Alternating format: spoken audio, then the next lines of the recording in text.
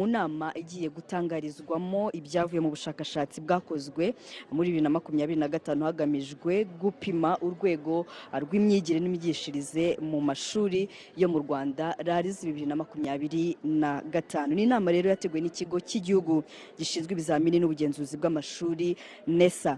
Tukaba rero kugira ngo tubashe gusobanukirwa byimbitse n'iyi nama turi kumwe n'umuyobozi wa NESA Dr. Bahati Bernard. Tuguhaye ikaze. Yego tujya ngo tubwire ese ubushakashatsi bwari bugamije iki? Urakoze cyane kamashimira umwanya muduhaye kugira ngo tubire abanyarwanda iby'ubushakashatsi twakoze. Mu by'ukuri n'ubushakashatsi busanzwe bukorwa buri nyuma y'imyaka 2 bwitwa Learning Achievement in Rwandan Schools. No gupima uko abana biga mu mashuri yacu, ese integanyanyigisho ishyirwa mu bikorwa uko byateganijwe. Ubushakashatsi rero nk'uko mbivuze bukorwa buri nyuma y'imyaka 2 bukaba busuzuma abana biga mu mwaka wa 3 w'amashuri abanza, umwaka wa 6 w'amashuri abanza ndetse n'umwaka wa 3 w'amashuri yisumbuye. Tukaba rero dusuzuma ubumenyi bw'abana mu ndimi, mu Kinyarwanda no mu Cyongereza, mu mibare, hanyuma mu bana biga mu mwaka wa 3 w'amashuri yisumbuye tukanasuzuma na siyansi. N'ubushakashatsi rero mu by'ukuri butareba abanyeshuri bose, ahubwo duhitamo abanyeshuri bamwe kuko nubwo ari isuzuma ariko rikorwa mu buryo bw'ubushakashatsi. Buduha rero ishusho rusange y'uko abana biga mu gihugu, ndetse hakaba n'ibindi birimo biba birenze ibibazo tuba twatanze amasuzuma, ahubwo tukanabaza n'abantu ku bibazo biba bihari nuko babona byakemuka kugira ngo abana bagume biga neza kandi uburezi nabwo bugume butera imbere. Ese nihe mwabonye hakiri icyuho cyangwa se hakwiye gushyirwamo imbaraga cyane? Yarakoze cyane nk'uko nababwiye, namaze kubabwira amasomo dukora ubwo bushakashatsi. Urebye muri rusange hose muri iyo myaka navuze, abana bafite aho batakoze neza urebye, kuko hari aho bakora neza, hari aho usanga batarakoze neza, ariko cyane cyane mu ndimi Icyongereza usanga ariho mu by'ukuri hagikeneye gushyirwa imbaraga. Ariko hari n'ahandi nubwo bitaba biri byiza kugeza aho dushaka kugera, ariko ukareba nk'imibare, science mu wa 3 ugasanga baba barakoze neza, ariko mu ndimi cyane cyane Icyongereza usanga ariho hakiri ikibazo. Reka tugushimire cyane. Urakoze cyane. Reka rero mbareke mukurikire umuhango wose uko ubushakashatsi bugiye kumurikwa n'ibyavuyemo byose mugiye kubikurikira. Mukomeze mugume ku murongo.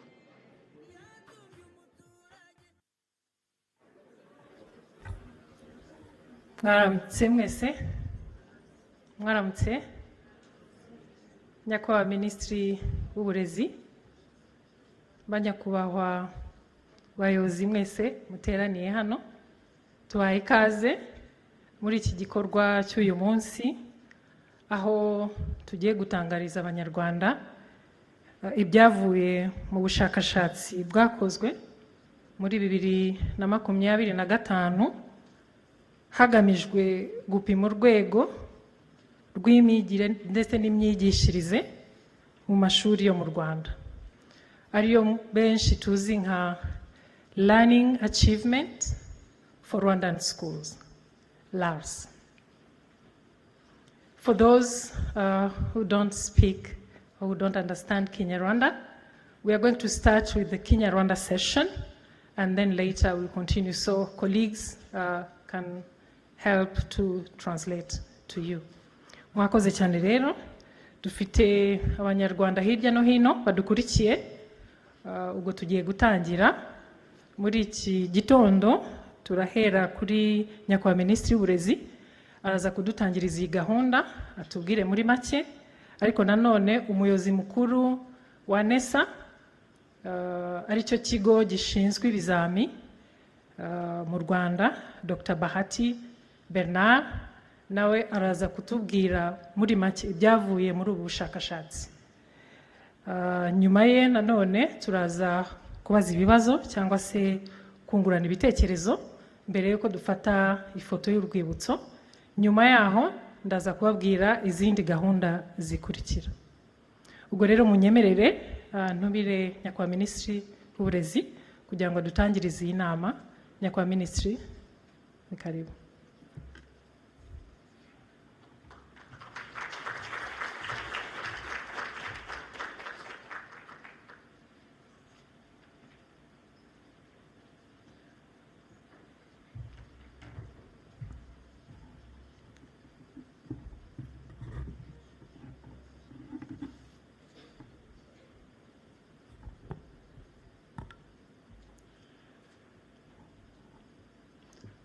Banyakubahwa turi kumwe uyu munsi, batumirwa bahire, banyarwandakazi, abadukurikiye muri hirya no hino, mwaba muri kuri televiziyo y'u Rwanda cyangwa mukoresha imbuga nkoranyambaga, mwaramutseho neza.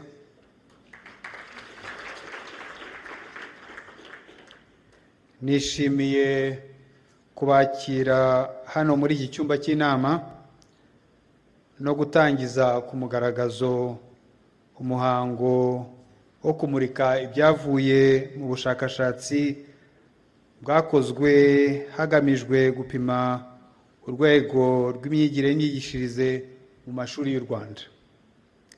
Ibyavuye muri ubu bushakashatsi biduha amakuru y'ingenzi azadufasha gushyiraho ingamba zo gukomeza guteza imbere ireme ry'uburezi.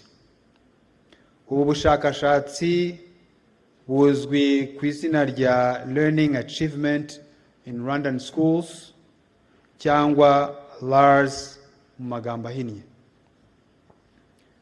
Mbere na mbere ndifuza kubaha ikaze mwese mwitabiriye uyu muhango, mukaba mwawitabiriye muturutse mu nzego zitandukanye za leta, uturere, amashuri, umuryango mugari w'abarimu, abafatanyabikorwa mu iterambere ndetse n'abandi bose dufatanya mu rwego rw'uburezi. Kuba muri hano bigaragaza ubushake n'ishyaka twese dufite mu guteza imbere ireme ry'uburezi mu Rwanda.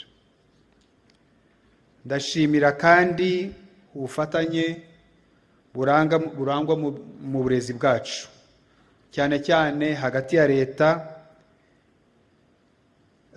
n'ibigo biharanira guteza imbere ubumenyi n'abafatanyabikorwa bagira uruhare mu kubona amakuru akenewe, ari nayo duheraho dufata ibyemezo no gushyira ingamba za ngombwa zo kuzamura ireme ry'uburezi. Uburezi bwacu ni inkingi ikomeye mu kubaka icyerekezo twihaye cyo kugira ubukungu bushingiye ku bumenyi. Ibi twarabyiyemeje nk'uko biri mu cyerekezo cy'igihugu 2050 ndetse no muri porogaramu yo kwihutisha iterambere NST2. Uburezi rero ni umusingi w'iterambere ry'igihugu cyacu, nibwo bushingiweho ubumenyi, ubushobozi bwo guhanga udushya, kongera umusaruro no kubaka ubukungu burambye. Niyo mpamvu uyu munsi nka minisiteri n'inzego dufatanya dukomeje gushyira imbaraga mu guteza imbere ireme ry'uburezi. Uretse intambwe nziza kandi ishimishije tumaze gutera mu kongera umubare w'abana bitabira ishuri, tunashyira imbaraga mu kureba neza koko niba abanyeshuri bacu bunguka ubumenyi n'ubushobozi nk'uko bikenewe, kandi tukareba niba biga neza kandi bashobora gushyira ibyo biga bakabishyira mu bikorwa bya buri munsi niyo mpamvu ubugenzuzi n'ubushakashatsi ubu ngubu bwa LARS bubaho kugira ngo tumenye niba abanyeshuri koko biga uko tubyifuza kandi bakabona ubumenyi tuzubakiraho kugira ngo igihugu cyacu gitere imbere. Ubushakashatsi bwa LARS 2025 tubagezaho uyu munsi bwakozwe muri Gicurasi 2025 n'ikigo gishinzwe ibizamini bya leta n'ubugenzuzi bw'amashuri NESA ku bufatanye n'inzobere zo muri SR India na Education Development Center ECD, hubahirizwa amahame mpuzamahanga y'ubuziranenge buranga ubushakashatsi bwo kuri uru rwego. Ubu bushakashatsi bwa LARS ni kimwe mu bikoresho by'ingenzi bidufasha gukusanya amakuru no gupima aho tugeze mu rugendo rwo guteza imbere ireme ry'uburezi. Buri mwaka nako buri myaka ibiri buduha ishusho y'urwego rw'ubumenyi rw'abanyeshuri bo mu mwaka wa 3 n'umwaka wa 5 w'amashuri abanza ndetse n'uwa 3 w'amashuri yisumbuye.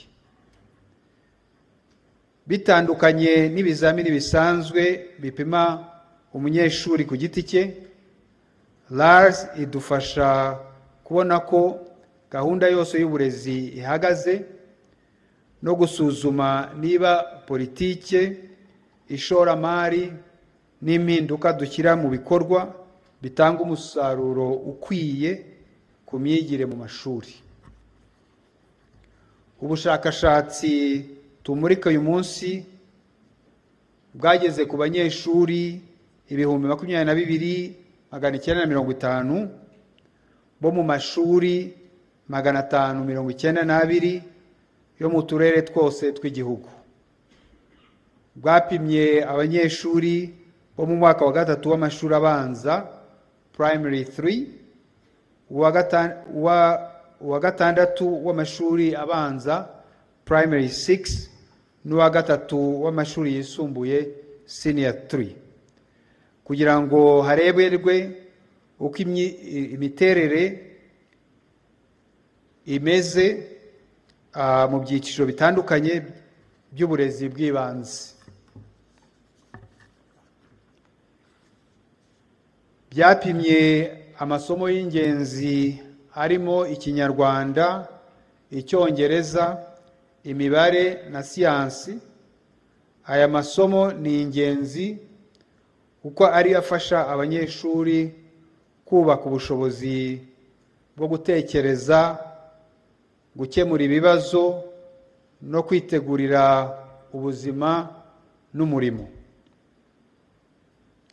Ibyavuye muri ubu bushakashatsi bigaragaza ko hari intambwe nziza igihugu gikomeje gutera. Hari aho twabonye umusaruro mwiza mu isomo rya siyansi ku rwego rwa senior 3, mu mibare muri primary 3 ndetse no mu Cyongereza ku rwego rw'amashuri abanza. Ibi biragaragaza ko gahunda n'ingamba zishyirwa mu bikorwa zitanga umusaruro. Ariko kandi ubushakashatsi bwanagaragaje ibibazo bikomeye bikomeje kubangamira imyigire. Muri ibyo harimo ikibazo nyamukuru cyo gusobanukirwa no kumva neza ibyo abanyeshuri basoma nubwo basoma amagambo neza.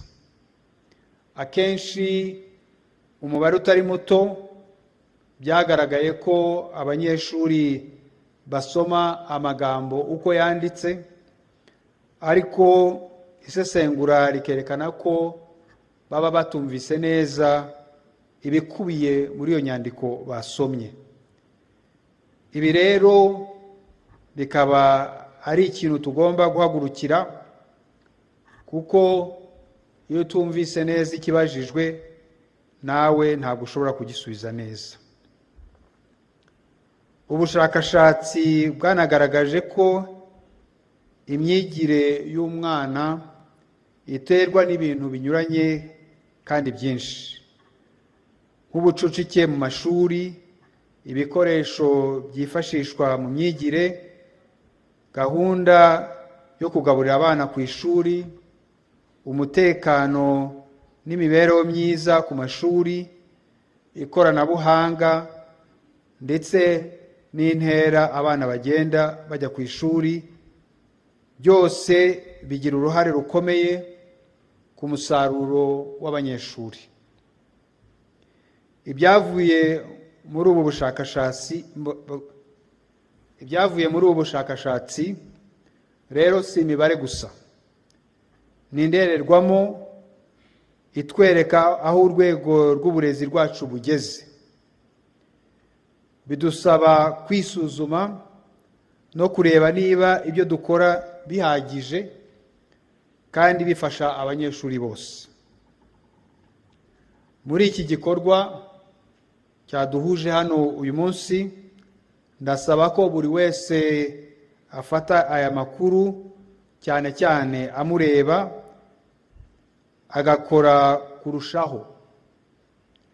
Intego yacu si ugusesengura imibare gusa, ahubwo ni ukuyivomamo ibyemezo n'ibikorwa bifatika bizamura ireme ry'uburezi mu gihugu cyacu. Abo turi kumwe hano n'abadukurikiye hirya no hino, mwisanzure, mutange ibitekerezo byanyu, mubaze ibibazo byanyu, kuko uruhare rwa buri wese ari ingenzi mu gukomeza guteza imbere ireme ry'uburezi bw'abana bacu. Reka nsoze mbifuriza mwese inama nziza, kandi dukomeze dufatanye kugira ngo duteze imbere ireme ry'uburezi rizaviramo ko abana b'Abanyarwanda biteza imbere, barateza imbere igihugu cyabo ari nacyo cyacu. Murakoze, mugire inama nziza.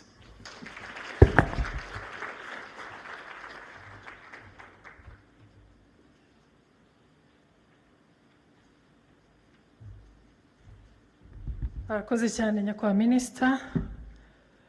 Twabyumvise ko LARS atari imibare gusa, ahubwo ari indorerwamo twireberamo twese kugira ngo turebe aho tugeze mu kuzamura ireme ry'uburezi.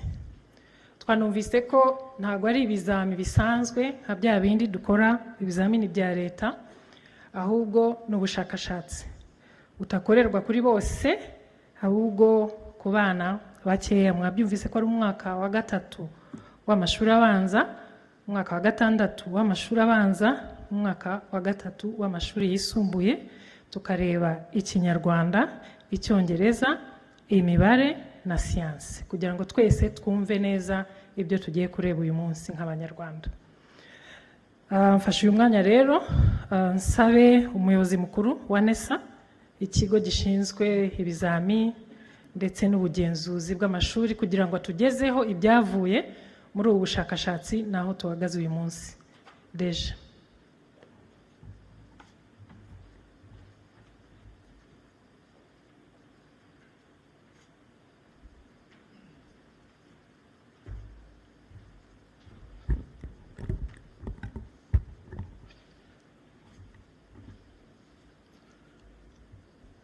Nyakubahwa Minisitiri w'Uburezi, ba nyakubahwa mwese muteraniye hano, batumirwa, ndagira ngo mfate uyu mwanya nk'uko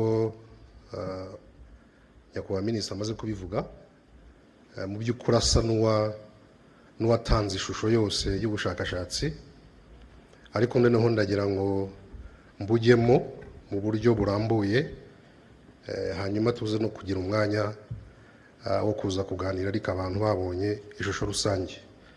Nkaba rero nasabaga ko abari kudufasha badushyiriraho presentation ubundi tugakomeza.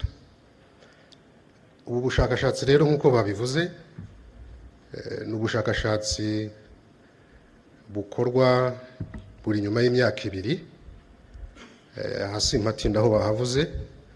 Iyo rero ari ubushakashatsi ufite abantu ukoreraho ubushakashatsi ntabwo bose ubashyira mu bushakashatsi, ahubwo ukoresha icyo twita itsinda rito aribyo bita sample. Akaba ari ubushakashatsi rero bwasuzumye abana bari hafi 23,000 mu mashuri 592 mu gihugu hose mu mwaka wa 3 wa 6 by'amashuri abanza, hanyuma n'umwaka wa 3 w'amashuri yisumbuye. Akomeza ubushakashatsi rero reka niseguro wenda kuba tumva ikinyarwanda baradufasha bakurikire kuri izi screen, hanyuma nkore presentation mu kinyarwanda. Ubwo abo bicaranye hari n'udutabo twatanze baza kujya basemura. Muri ubu bushakashatsi rero twakoze abana tubashyira mu byiciro bitandukanye, ni ibyiciro 4. Hari abana baba bujuje ibipimo tugenderaho, ndibuze kubigarukaho kuri buri somo. Hakaba ababirengeje, hari ababirenza rwose ibipimo bihari, aribo twita exceed expectations. Hari n'ababyuzuza ibyo bipimo, ariko hari n'abatabyuzuza. Ni ukuvuga ngo muri abana bose twakoreyeho ubushakashatsi tubashyira mu byiciro 4, ibyo ngibyo nari maze kuvuga. Twakomeza dusuzuma iki, niki dusuzuma nk'uko babivuze. Mu mwaka wa 3 w'amashuri abanza dusuzuma abana ubumenyi bw'abana mu kinyarwanda, hanyuma tukanasuzuma ubumenyi bwabo mu cyongereza ndetse no mu mibare. Mu wa 6 w'amashuri abanza naho nuko, ariko ho ntabwo dusuzuma ikinyarwanda, dusuzuma icyongereza n'imibare. Hanyuma mu mwaka wa 3 w'amashuri yisumbuye tugasuzuma abana mu cyongereza, imibare na siyansi. Turebye rero uko bihagaze, abana bo mu wa 3 w'amashuri abanza mu kinyarwanda isuzuma riba rigizwe n'ibice 3. Igice cya mbere ni ugusoma amagambo umwana amenyereye yo mu ishuri, amagambo, amazina y'ibikoresho, amazina y'ibintu, kuyasoma. Hanyuma hakazaho n'ikindi gice aho basoma ayo magambo ariko noneho ari mu nteruro. Ubwa mbere bayasoma ari yonyine, ariko ubundi bakayasoma ari mu nteruro. Hanyuma uburyo bwa 3 dusuzuma mu kinyarwanda ni ikizamini bakora banditse, ariko noneho basubiza ibibazo, bagasoma umwandiko, hanyuma bagasubiza ibibazo kuri uwo mwandiko cyangwa agace k'umwandiko twabageneye. Basubira kuri iriya screen. Iyo urebye rero icyiciro cya mbere, gusoma amagambo mu mwaka wa 3 ari yonyine, abana bujuje ibipimo biyongenderwaho, ni ukuvuga tubaha amagambo 35. Ni ukuvuga ngo umwana wujuje igipimo abasoma nibura amagambo 35 ku munota. Ni ukuvuga abana biga mu wa 3, ubushakashatsi bakoze ubu ngubu 49% gusa nibo babashije nibura gusoma amagambo 35 gusubiza hejuru, nibo babashije kuzuza ibipimo. Hanyuma wayashyira mu nteruro 71% nibo babasha gusoma ayo magambo.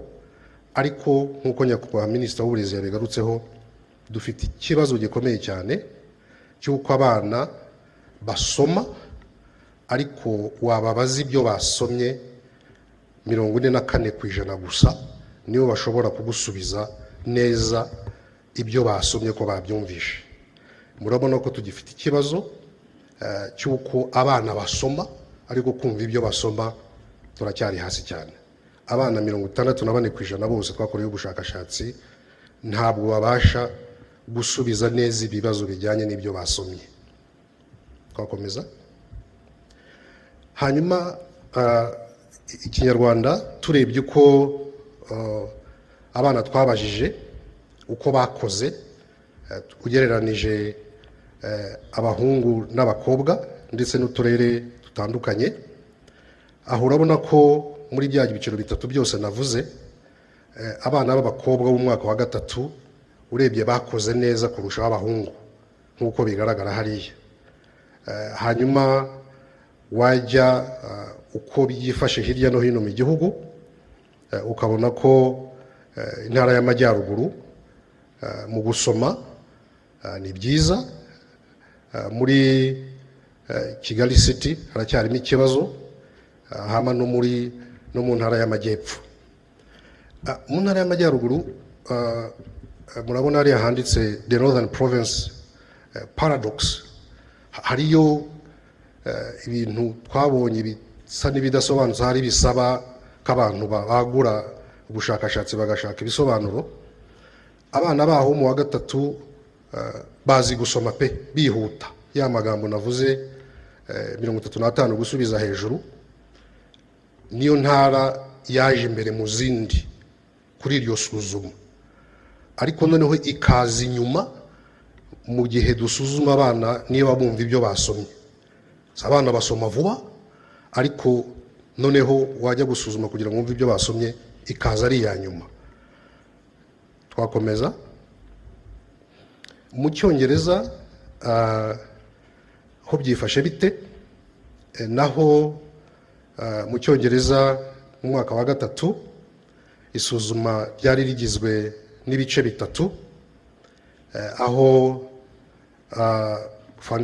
twasuzumye ubumenyi umwana afite mu Cyongereza mu bita grammar, vocabulary n'ibindi. Hanyuma naho dusuzuma uko basoma amagambo ari mu nteruro, ariko naho tunareba reading comprehension, abana niba bumva ibyo basomye. Nk'uko imibare rero ibigaragaza hariya, mu bumenyi bujyanye n'ururimi 46.6% nibo bagejeje ku bipimo, 63 mu gusoma amagambo nibo babasha kuyasoma mu buryo bujuje ibipimo, 35 gusubiza hejuru.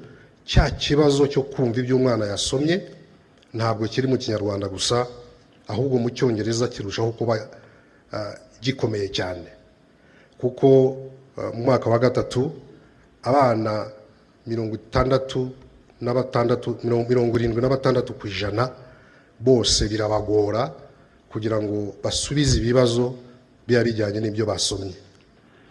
Mu mwaka wa gatandatu ho naho bakora ikizamini cyanditse cy'Icyongereza, ho urabona ko nibura abana 22 n'igice babashije kugeza ku bipimo, ariko twagera mu wa gatatu ukabona nanone umubare wasubiye hasi, umubare w'abana baba bujuje ibipimo.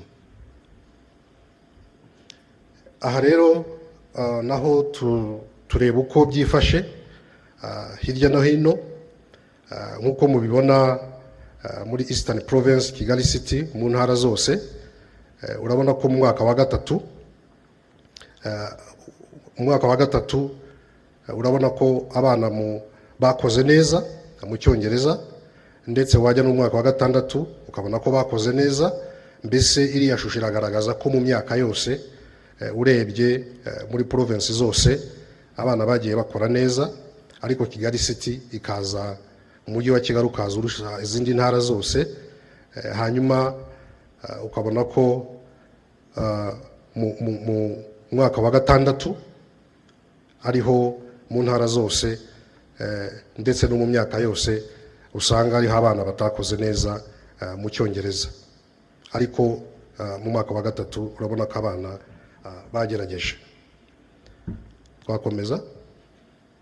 Aha rero ubushakashatsi nubwo tuvuga ngo abana bakoze gutya, ijanisha rinini ry'abana bujuje ibipimo ntabwo bagejeje ku bipimo, tunareba mu by'ukuri ese muri ubwo bushakashatsi ni icyo abana bashobora gukora neza cyangwa se benshi, ibibagora ni ibihe. Urebye rero uko ubushakashatsi bwabigerageje, abana birabagora nk'uko nabivuze kubasha kuvana amakuru mu byo basomye, aribyo hariya bise retrieve information from simple text. Birabagora nubwo baba babashe kubisoma, ariko ugasanga nko kwerekana amagambo, kwerekana igishushanyo gihuza n'ijambo, ibyo bintu byoroshye bitabasaba gutekereza cyane barabishobora, ariko wabasaba kugira ngo basobanure, wabasaba kugira ngo basubize ibibazo runaka, ugasanga ntabwo abenshi babikora, kandi si mu Cyongereza gusa, no mu Kinyarwanda naho icyo kibazo kirimo. Ukomeza.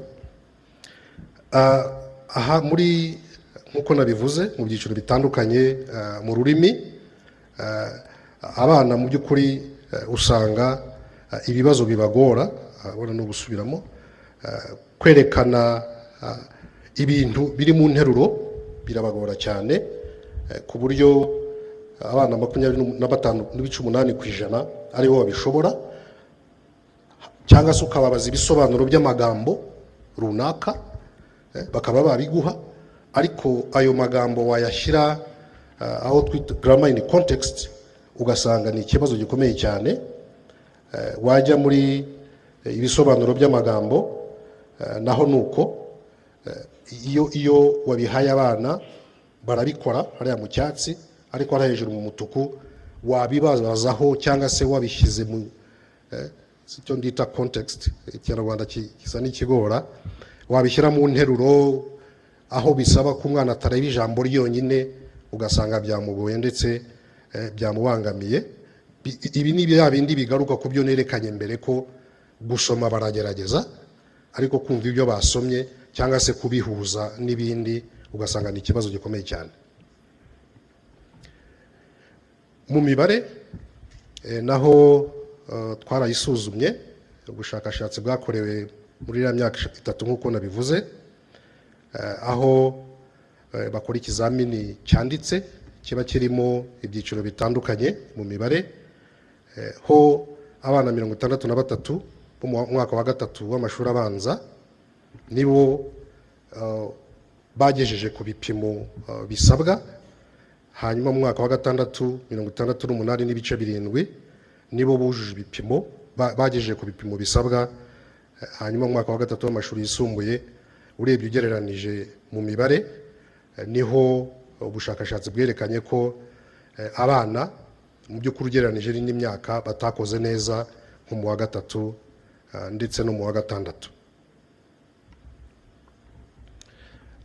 Aha rero nk'uko mubibona, urabona ko mu mwaka wa 3 w'amashuri yisumbuye ndetse mu ntara zose, ririya bara rijya gusa n'icyatsi, urabona ko mu ntara zose abana ariho muri north, muri mujyi wa Kigali, mu burasirazuba ndetse no mu burengerazuba, urabona ko abana bagerageje muri P3 mu wa 3 niho ubona bagerageje neza gukora neza nk'uko twabibonye mbere, ariko wajya muri mu mwaka wa 6 wa 3 nk'uko twabyerekanye, ukabona ko mu ntara zose mu mibare nk'uko nabivuze mbere ariho bigaragara ko abana batakoze neza kurusha ahandi mu yindi myaka. Aha rero naho nk'uko nari nabivuze mbere, tugenda tureba ese ni ibihe byiciro mu mibare abana bakora neza. Urabona ko mu mwaka wa 3 ibi bita kubara, imibare isanzwe, number and operations, kugabanya, ndetse ukazanamo na geometry, kureba uko ibishushanyo bitandukanye abana babikoresha, inziga, inkiramende n'iki, birabagora ku buryo ndetse ni ikibazo gikomeye cyane. Abana 15% gusa nibo babasha gukora ibibazo birimo kubara, gukuba, kugabanya, kandi mu by'ukuri iyo ni ingenzi, iyo ni base y'ibindi byose. Ariko murabona ko abana babikora neza, babishobora, umubare ukiri hasi cyane.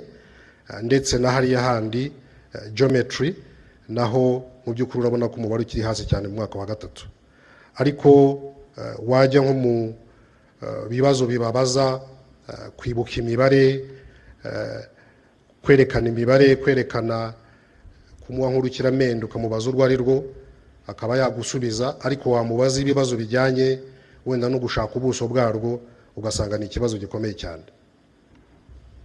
Twakomeza. Aha naho ni bya byiciro navuze. Ugeze mu mwaka wa gatandatu usanga abana ibibazo bijyanye no kubara bakoresheje amakuru wabahaye, data, birabagora cyane. Ndetse n'ibibazo bimwe twita amahurizo nayo arabagora cyane kurikije ibyo twakoze. Ndetse n'aya masomo ajyanye n'uko baba bagomba kubara ibintu bijyanye n'igihe, ingendo, kinetics, birabagora cyane. Hariya rero wenda abantu twaza kubaha ubushakashatsi bwose bakaza kubisoma neza. Aha ni ukuvuga ngo ntabwo twarebye gusa impuzandengo y'abana bakora neza, ahubwo twagiye tunajyamo tukareba ese ni ibiki abana benshi bakora neza, ni ibiki bibagora. Ibi birafasha cyane kuko dushobora kubiheraho nk'uko nyakubahwa minisitiri yabivuze, tureba ngo ese niba ari abarimu turashyira hehe imbaraga. Nk'uko navuze mbere, niba abarimu bigisha abana gusoma ariko kumva ibyo basomye akaba ari ikibazo, ubwo imbaraga zashyirwa hehe dufasha abarimu mu myigishirize yabo. Dukomeze. Siyanse yo mu wa gatatu ni ryo somo mu by'ukuri abana bakozemo neza ugereranije n'andi masomo yose, aho abana 74, hafi 75% bagijije ku bipimo bisabwa. Ni ibibazo twari twabahaye barabikora. Hanyuma murabona ko umubare mu by'ukuri unagereranije n'andi masomo twabonye mbere ariho abana bakoze neza. Next. Aha naho ni hamwe navuze yuko ntabwo tureba impuzandengo gusa, ahubwo tuninjiramo tukajya kureba uko abana bakoze mu bice bitandukanye biba bigize isomo, muri biology, chemistry ndetse no muri physics. Tukerekana aho abana baba bakoze neza cyangwa se ibibazo byaboroheye n'igice cy'integanyanyigisho birimo, ndetse n'ibindi biba byabakomereye n'ikindi gice cy'integanyanyigisho biba birimo. Ibi birafasha cyane kugira ngo abantu barebe mu by'ukuri aho bashyira imbaraga. Aha ndagira ngo ngaruke ku kintu mu by'ukuri gikomeye ubushakashatsi bwagaragaje, cyerekeranye n'imitsindire y'abana b'abakobwa n'abahungu. Iyo urebye nk'uko kiriya gishushanyo kibigaragaza, urabona ko abana b'abakobwa bakora neza kurusha abahungu mu wa gatatu, mwaka wa gatatu w'amashuri abanza. Ubwo ni ukuvuga icyo cyiciro. Ariko guhera mu mwaka wa gatandatu ndetse no kugeza mu wa gatatu, abahungu bahita barusha abakobwa mu masomo hafi ya yose ndetse ni yose. Mu mwaka wa gatatu nk'uko mubibona mu Cyongereza, ufashe impuzandengo yose y'uko abana b'abakobwa bakoze, barushije mean score, icyo bita mean score, barushije ab'abahungu amanota 5 mu Cyongereza, ndetse wajya no mu Kinyarwanda naho ugasanga abana b'abakobwa 44.8% nibo bujuje ibipimo ugereranije na 42.4%. Ariko guhera mu wa gatatu gusubiza hejuru mu masomo yose, haba mu Cyongereza, haba mu mibare, ndetse no muri science abana b'abahungu bakarusha kure abana b'abakobwa.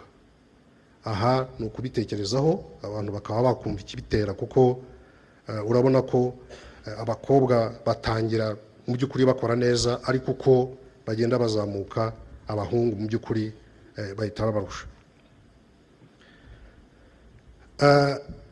Ubu bushakashatsi rero bwanarebye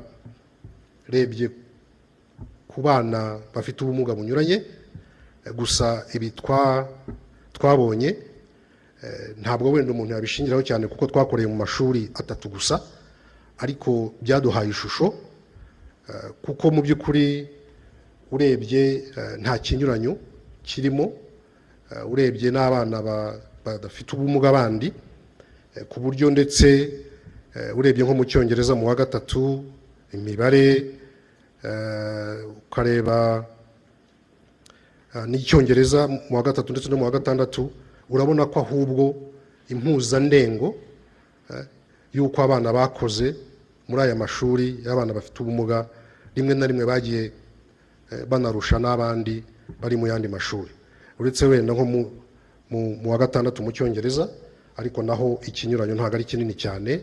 23 mu mibare mu wa 3 w'amashuri yisumbuye, mu by'ukuri urabona ko nta kinyuranyo kirimo, ariko nkavuga ngo ibi twabonye mu by'ukuri byari byo ku mashuri 3 gusa, buri butaha twazashyiramo menshi, ariko nabyo byaduhaye ishusho. Ni n'ubwa mbere mu by'ukuri kuva ubu bushakashatsi bwatangira gukorwa twari tunabukoreye no ku bana bafite ubumuga butandukanye. Aha rero nuko bihagaze urebye hirya no hino mu gihugu, aho bigaragara ko mu by'ukuri muri rusange urebye muri provinces zitandukanye hafi ya hose uretse hariya hari umutuku, impuzandengo y'uko abana bakoze iri hejuru ya minisco yafatiwe kuri 500, uretse hamwe nko muri Eastern Province muri mwaka wa 3 w'amashuri abanza mu mibare niho biri hasi, hama no mu majyepfo mu Cyongereza, hanyuma hakaza no muri Western Province naho mwaka wa 6 aho usanga mu by'ukuri impuzandengo yaho iri hasi y'impuzandengo rusange ku rwego rw'igihugu. Mu Kinyarwanda naho murabibona, mu mujyi wa Kigali murabona ko muri task ziriyo kare 3 navuze, mu mujyi wa Kigali task ya mbere ndetse n'iya kabiri, abana mu by'ukuri urabona ko impuzandengo yaho iri hasi y'impuzandengo rusange y'igihugu.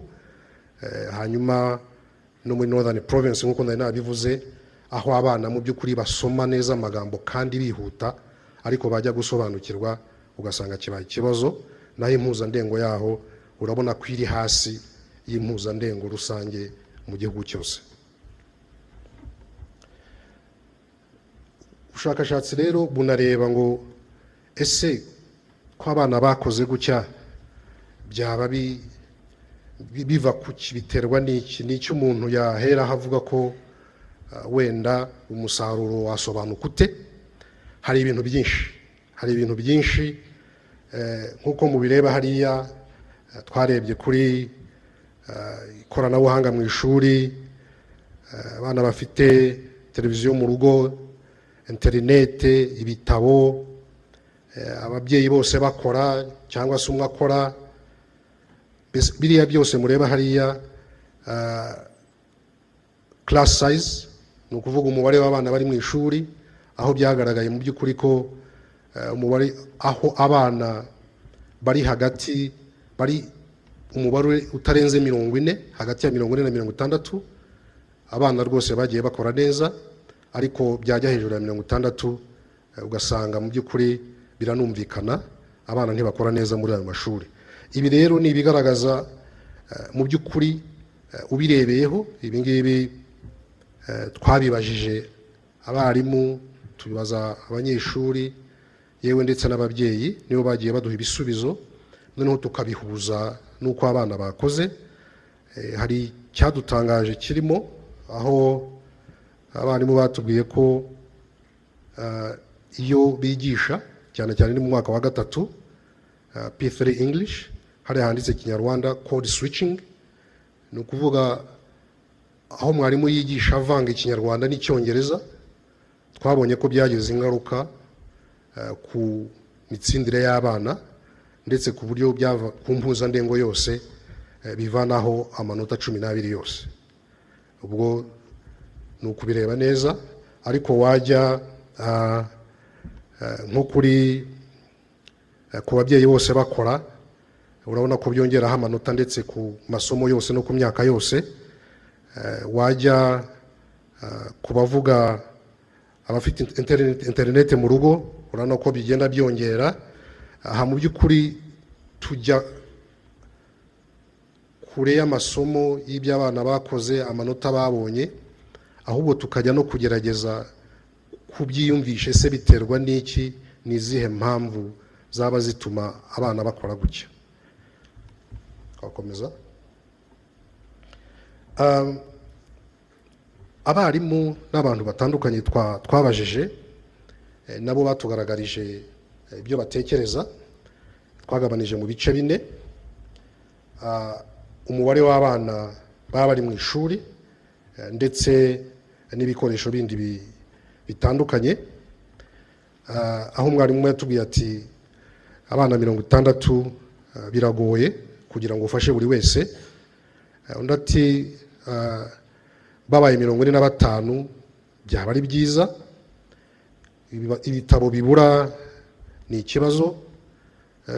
Ibitabo 3 gusa ku bana bose biragoye. Ibi nibyo twagiye tubwirwa n'abarimu. Hanyuma ibyo bita double shift schooling, aha twabikoze mu by'ukuri hatari habaho ya mavugurura twakoze, naho babonye ko cyari ikibazo gikomeye cyane. Hanyuma abandi bavuze bati nta bikoresho byo gukoresha muri siyansi. Wagera ku Cyongereza kandi aricyo gikoreshwa mu ishuri, abana ndetse n'abarimu bose baracyafite ikibazo mu Cyongereza. Abana bavuga Icyongereza gusa bari ku ishuri, ibyo byo turabizi, ahandi bakoresha Ikinyarwanda. Hari n'abavuze ko Icyongereza gikoreshwa mu gusuzuma abana kiba gikomeye cyane, ko abantu bajya bagerageza bakacyoroshya, abo n'abarimu. Hanyuma undi ati language policy, avuga ati politiki y'ururimi rwigishwamo muri lower primary, ni ukuvuga mu mashuri icyiciro cya mbere cy'amashuri abanza. Yaravuze ati dareba uko yasubirwaho. Hanyuma mu by'ukuri ururimi kiracyari ikibazo gikomeye cyane, haba ku barimu ndetse no ku banyeshuri. Ku nteganyanyigisho naho bagize ibyo batubwira, bavuga bati iteguye neza, imeze neza, ndetse usanga harimo ibyigishwa bigaragara, ariko baravuga bati ni ibintu byinshi cyane, too much content, niko bagiye bavuga. Ariko nanone nk'uko bivuga hano, ahangaha ubushakashatsi bwakozwe, integanyanyigisho yo mu cyiciro cya mbere cy'amashuri yisumbuye itari yasubirwamo, kuko bavuga ko mu by'ukuri bishyira umutwaro ukomeye cyane ku barimu kugira ngo barangize kwigisha. Hanyuma bakavuga ko bagarutse ku masuzuma abatandukanye, bavuga ko yajya agerageza agahuzwa n'integanyanyigisho, ariko kiriya cya nyuma bavuga ko integanyanyigisho yasubirwamo, ariko nyakubahwa minisitiri nk'uko nabivuze, ubushakashatsi bwabaye icyo gikorwa kitaraba, kandi ubwo nkeka hari byarakemutse. Hanyuma rero hari n'abavuze uko bahugurwa, uko babibona, kuko nabyo bigira ingenzi. Bavuga ko amahugurwa atanga ari meza. Hanyuma bakanavuga ko amashuri amwe atagerwaho n'ayo mahugurwa. Bagaruka ku kibazo cy'ibitabo n'ibindi. Hanyuma n'ibyo bagiye bavuga ko hari uburyo nka 30% nyuma ya covid bavugaga ko ariko nacyo kiriya kibazo cyarakemutse nubwo babihuje na covid, aho bavugaga ko hari abarimu benshi batari qualified, twari dufite 24,000 ariko ubu nabo barahuguwe ndetse bahawe n'impamyabumenyi z'uko bashoboye kwigisha. So muri rusange ni iki umuntu yavuga cy'ingenzi? Ni ubushakashatsi aba ari igitabo kinini, ariko se ni ibiki mu by'ukuri umuntu yavuga by'ingenzi kugeza ubu? Icya mbere nk'uko nakivuze, dufite ikibazo gikomeye cyane kuba abana basoma ariko ntibumve ibyo basoma. Ni ikibazo gikomeye cyane, ntabwo umuntu yavuga ko yumva ururimi atumva ibyo yasomye. So iki rero kikwiye kwihutirwa, kuko gusoma gusa ntibihagije, ahubwo kumva ibyo wasomye niyo nkingi yo kumenya ururimi. Icya kabiri, imibare umwaka wa 6, aho bigaragara ko hafi umwana umwe muri 4 ntabwo umwana umwe muri 4 ufasha abana 4 b'abanyeshuri biga mu mwaka wa 6 ntabwo yabashije kugera ku bipimo byifuzwa. Ni ukuvuga ngo imbaraga zirakenewe kureba uko mu by'ukuri imibare mu mwaka wa 6 yashyirwamo ingufu, turebe se ni integanyanyigisho n'abarimu. No mu Cyongereza nk'uko nabivuze, abana ntabwo bumva ibyo basoma. Fluency without understanding, barasoma ariko ntibumva. Ururimi rero rusaba kumva. Icyo ni icya 3 cy'ingenzi, bireba Icyongereza n'Ikinyarwanda. Hanyuma Western Province, imibare umwaka wa 5 usanga bikabije cyane, abana baratsinzwe no ku mwaka wa 6 ugereranije n'izindi ntara. Abana bo mu wa 6 batsinzwe imibare cyane muri Western Province. Ni ikintu gikomeye cyane kugira ngo abantu babirebereho, barebe ikibazo gihari.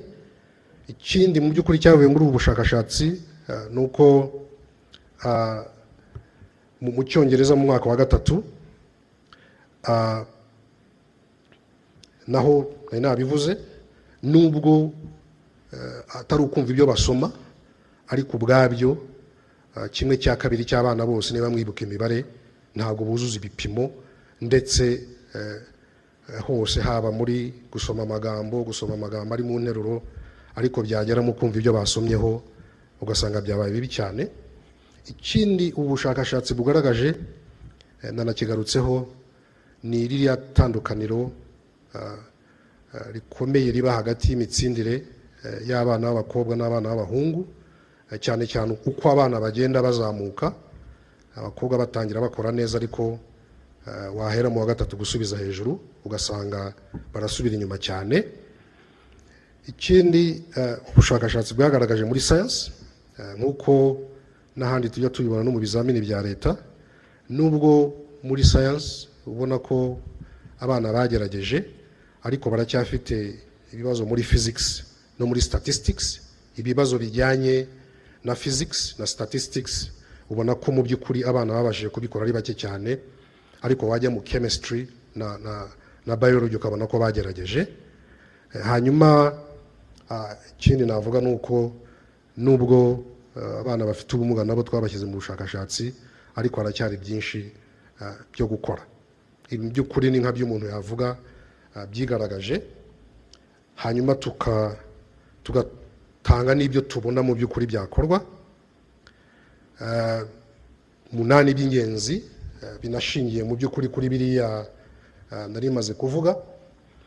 Kugabanya umubare w'abanyeshuri baba bari mu ishuri, aha imbaraga zishyirwamo, ariko byagaragaye ko rwose umubare w'abana bari mu ishuri ugira ingaruka ku myigire yabo no ku mitsindire yabo. Hanyuma tukareba uburyo abana b'abakobwa bafashwa cyane cyane uko bazamuka bajya mu myaka yindi mu wa gatatu mu wa gatandatu, hanyuma tugakora uko dushoboye abarimu bacu bakigisha abana kutasoma gusa, ahubwo bakamenya gusoma ariko bakanumva ibyo basomye. Ubwo yaba amahugurwa yaba n'ibindi bikorwa ni ugushishikariza abarimu mu by'ukuri gukora kuri iyo ngingo, kuko ni umutima wo kumenya ururimi. Utumvisha ibyo wasomye ntabwo wabuze ururimi. Hanyuma aha ni muri rusange twagaragaje ikibazo cy'ururimi rw'icyongereza, atari abanyeshuri gusa ndetse n'abarimu. Ni ugukomeza imbaraga mu bikorwa biriho byo kugira ngo abarimu bamenye ururimi rw'icyongereza ndetse babashe no kurwigishamo. School feeding ni ikintu mu by'ukuri bagaragaje ko gifite akamaro, ni ukukomeza gushyiramo imbaraga. Hanyuma tukareba ikibazo kiri muri Western Province mu mwaka wa gatandatu mu mibare. Rwose nimuza gusoma report mu buryo burambuye murabona ko ashobora kuba ari ikibazo. Hanyuma CPD, amahugurwa y'abarimu ahoraho areba mu by'ukuri bya byiciro bitandukanye navuze mu masomo atandukanye bishobora kuba biri inyuma cyane, akaba ari imbaraga zishyirwa. Hanyuma tukareba n'uburyo biriya bikoresho bikibura cyangwa se ubundi bufasha bukibura mu mashuri yigamo abana bafite ubumuga butandukanye ko byaboneka. Nyakubahwa Minisitiri w'Uburezi, ibyo ni byo mu ncamake twabonye mu bushakashatsi bwa LARS 2025. Murakoze cyane.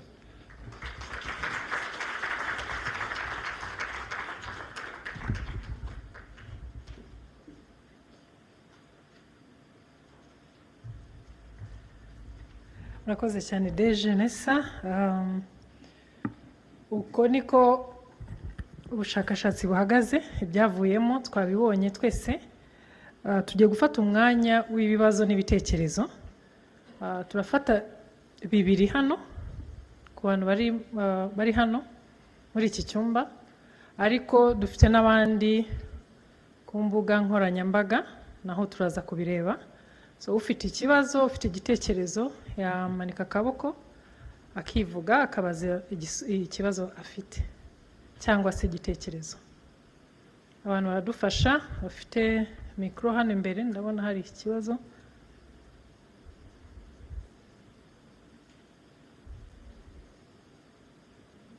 Muratwibwira, mutubwire naho muturuka.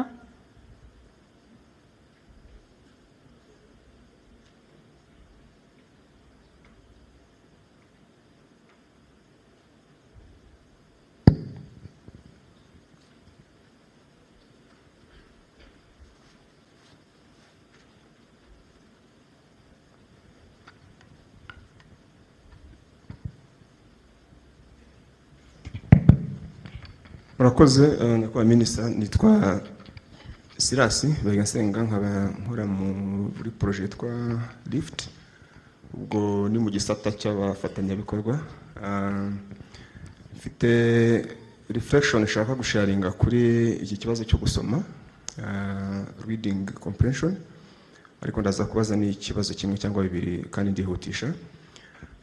Natwe twakoze ubushakashatsi mu minsi ishize turi gukora baseline y'uwo mushinga navugaga, kandi uri mu iki gice cyo kugisha gusoma. Ariko mu by'ukuri ikibazo cyo gusoma abana bumva kirakomeye cyane, kiranasaba ingamba ziremereye, kubera ko ntikigarukira gusa ku gusoma text no kuyumva. Niba mwakurikiye neza mwagiye mubona ko no mu mibare n'ahandi kigenda cyafectinga abana.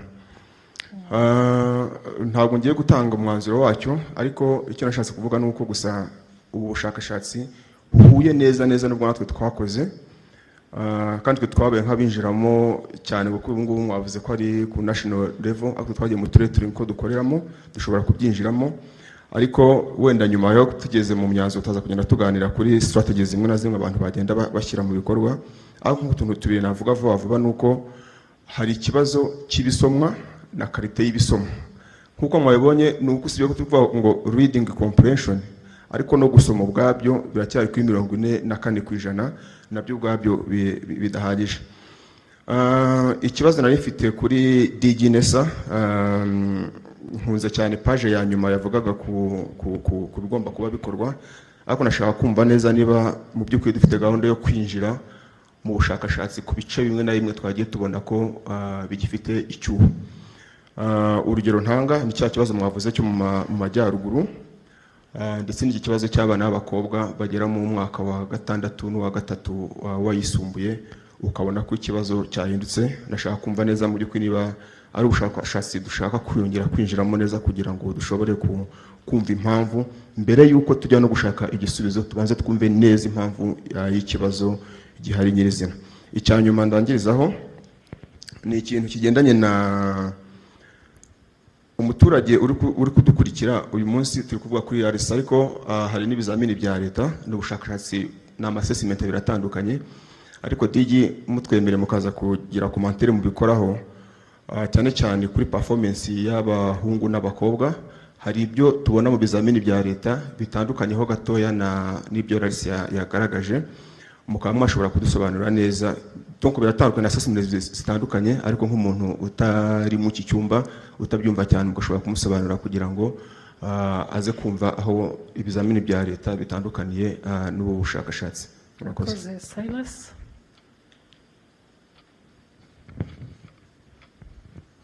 Turafata ikindi kibazo hano.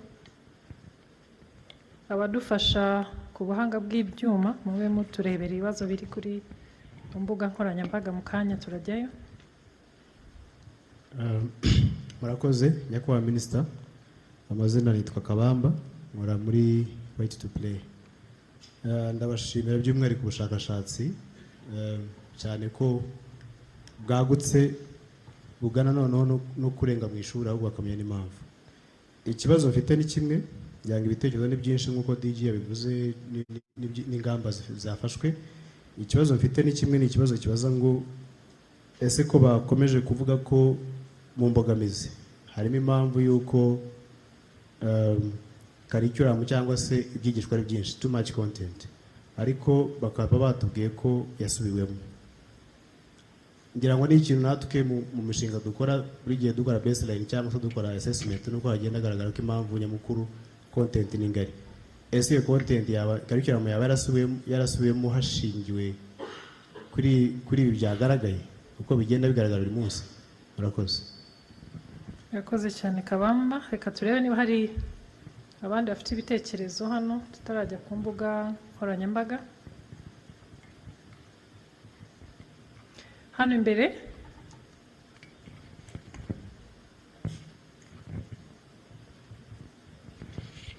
Good morning. I am Sophia from the LIFT project. I'm sorry I can't speak Kinyarwanda to ask my question. First, I want to commend Nessa. That was a really, really rich presentation. In all my years in Rwanda, I've never seen that level of detail. It was really, really fantastic. I had a question around the slide that showed the regression coefficients for different data points, specifically the one that spoke about negative associations with code switching. And I wanted to understand a little bit more if we understood if this was referring to code switching, as in mixing languages, or if this was reflecting inability to speak English. Working on a project with a lot of P3 teachers, we can see that's where the lowest proficiency levels are. So do we have an understanding of if this is indicative of low proficiency teaching levels in English in P3, or if this is more about the nature of mixing languages? Thank you. Muri make arashaka kumenya aho twagaragaje ikibazo cy'ururimi, ashaka kumenya ese nuko ururimi rw'icyongereza rutazwi cyangwa se nuko abarimu bagenda bahindura indimi mu gihe bigisha nkuko byagaragajwe, bagenda bavuga ikinyarwanda bakavanga n'icyongereza se, cyangwa se ikibazo ni iki? Ubwo deje araza kudufasha. Mu gihe abandi bagitekereza twareba social media, turaza kugaruka hano turebe imbuga nkoranyambaga niba hari ibibazo. Ikibazo cya mbere kiravuga kiti LARS izafasha iki umwarimu mu myigishirize ye ya buri munsi? LARS izafasha iki mwarimu? icya kabiri kivuye kwa Karine, icyo cya mbere.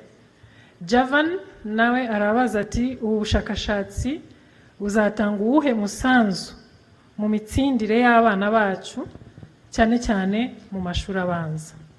Ubu ni Javan, ubu bushakashatsi buzatanga uwuhe musanzu mu mitsindire y'abana bacu cyane cyane mu mashuri abanza. Ndabisubiramo kugira ngo basubiza babifate neza. Fafa nawe yabajije ati mutekereza ko biterwa n'iki kuba umubare mwinshi w'abana basoma ariko ntibumve neza ibyo basoma? Biterwa n'iki kuba umwana ashobora gusoma? Twababonye abandi basoma biruka ariko ntibashobore gusobanura ibyo basomye. Uwo ni Fafa. Listen arabaza ati Minisitiri w'Uburezi arakora cyane. Ntabwo abaza. Minisitiri w'Uburezi arakoze cyane. Namuvuga ibyo atavuze. Minisitiri w'Uburezi arakoze cyane. Ubushakashatsi bwarakoze cyane, ariko ndashaka kubaza ikijyanye na mathematics and sciences, ubwo ni imibare na siyansi.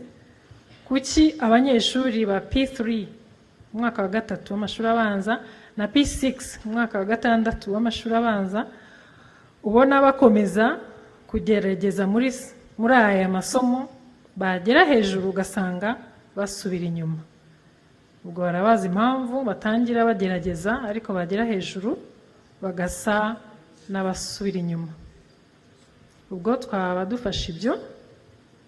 Shaka kureba niba hari ikindi kibazo kiri hano, ubundi nkatanga umwanya. Ndabona abantu babiri ku meza abiri inyuma. Dufate ibyo ubundi dutanga umwanya w'ibisubizo. Murakoze. Nashakaga kumenya selection criteria kuko bavuze ko bakoresheje sample, amashuri yatoranyijwe cyangwa abanyeshuri batoranyijwe hagendewe kuki? Ikindi, muri bimwe mu bibazo byavuzweho hari aho bavuze ko ababajijwe basubije ko amasuzumwa yahuzwa n'integanyanyigisho. Aha nifuzaga kumenya interpretation cyangwa se analysis nesa yaba yarakoze kuri iki, niba koko ari byo ko isuzumwa ryatanzwe ryaba ridahuye n'integanyanyigisho, yaba ari imwe mu mpamvu zatuma bamwe mu banyeshuri batsindwa, cyangwa se niba ari bamwe mu barimu baba bigisha badakurikije integanyanyigisho, icyo gihe ikibazo cyaba kiri ku barimu bagahabwa amahugurwa yo kubazamurira ubushobozi bwo kwigisha hagendewe ku nteganyanyigisho. Murakoze. Yego, ikibazo cya nyuma.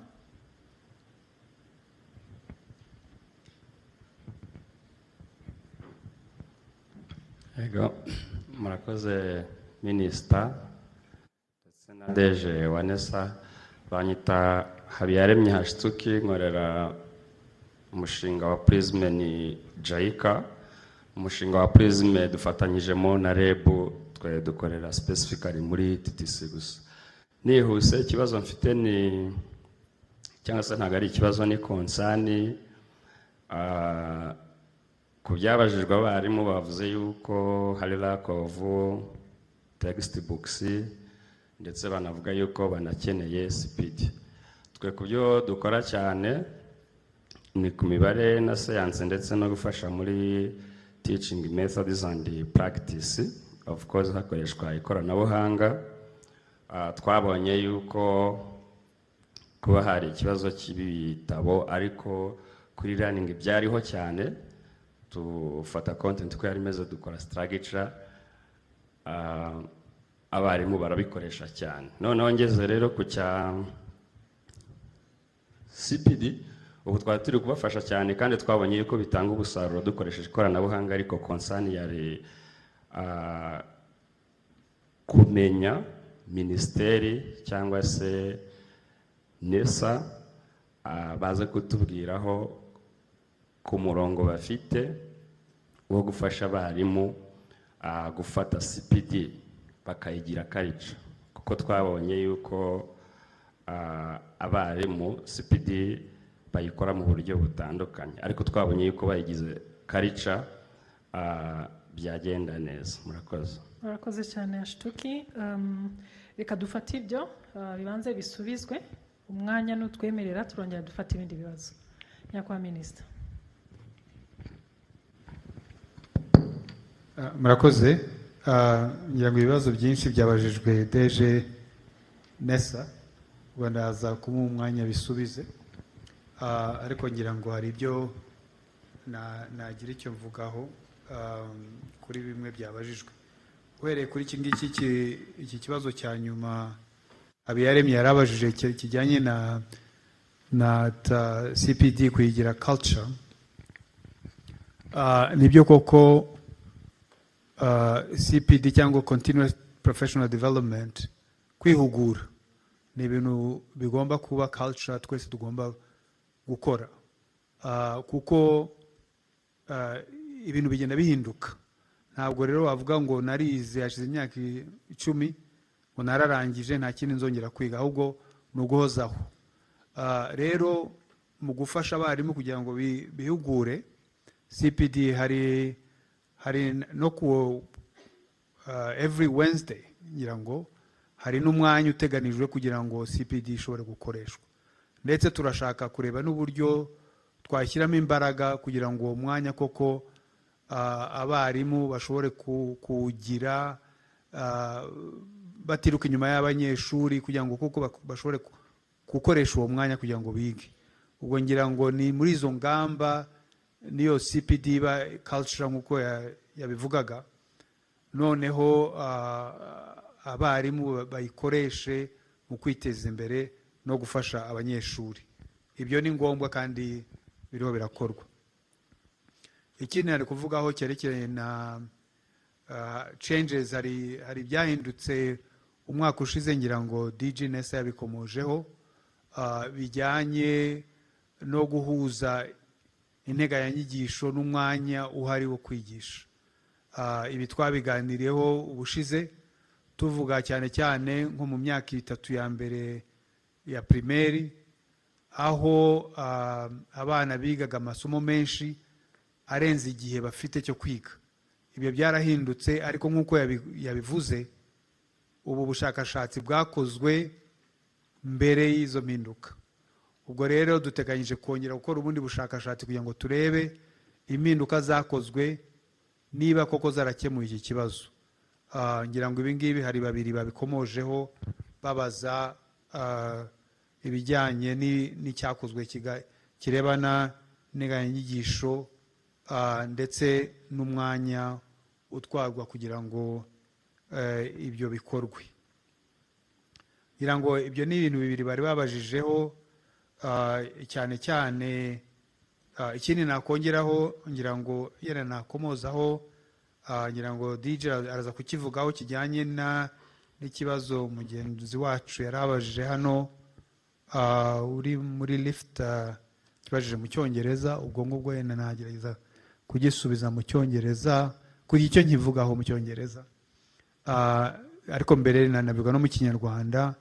Yabajije ku kijyanye n'indimi, cyane cyane biriya byo bise code switching.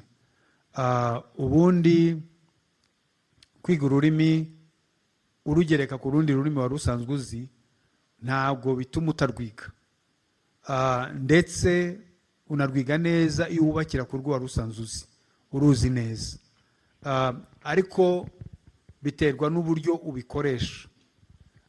Rero ntabwo navuga ko ikibazo nyamukuru ariyo code switching, ariko ni uburyo wabikoreshamo. So I was commenting on a question that was asked around the English competency, or the issue that was talked about, the code switching in English. The fact that we saw some negative impact was not necessarily that the code switching itself takes place, or that the learning of English is being built on a knowledge of Kinyarwanda, but rather it is in the way in which it's done. So it's in the delivery. But we do know that actually understanding a language that your primary language helps you learn a second language by scaffolding on the one you already knew. So I think this is where we need a bit more research on, and specifically to understand where the challenge is, because it's not in the knowledge of Kinyarwanda that is the problem, but rather in a way in which we fold or built on top of Kinyarwanda to learn English. So thank you very much. For the rest, I think I will hand it over to DG Nessa to answer the remaining question. Thank you. Minister, Sirasi yatanze igitekerezo cyiza asa n'ushimangira ibyo twagaragaje hano, ariko reka ngaruke ku bibazo yabajije. Abaza ati se hari gahunda yo kwinjira cyangwa se gukora ubundi bushakashatsi bukurikira ubu kugira ngo turebe icyaba gitera, nk'urugero yatanze, impamvu usanga abana b'abakobwa iyo bagenda bazamuka bagenda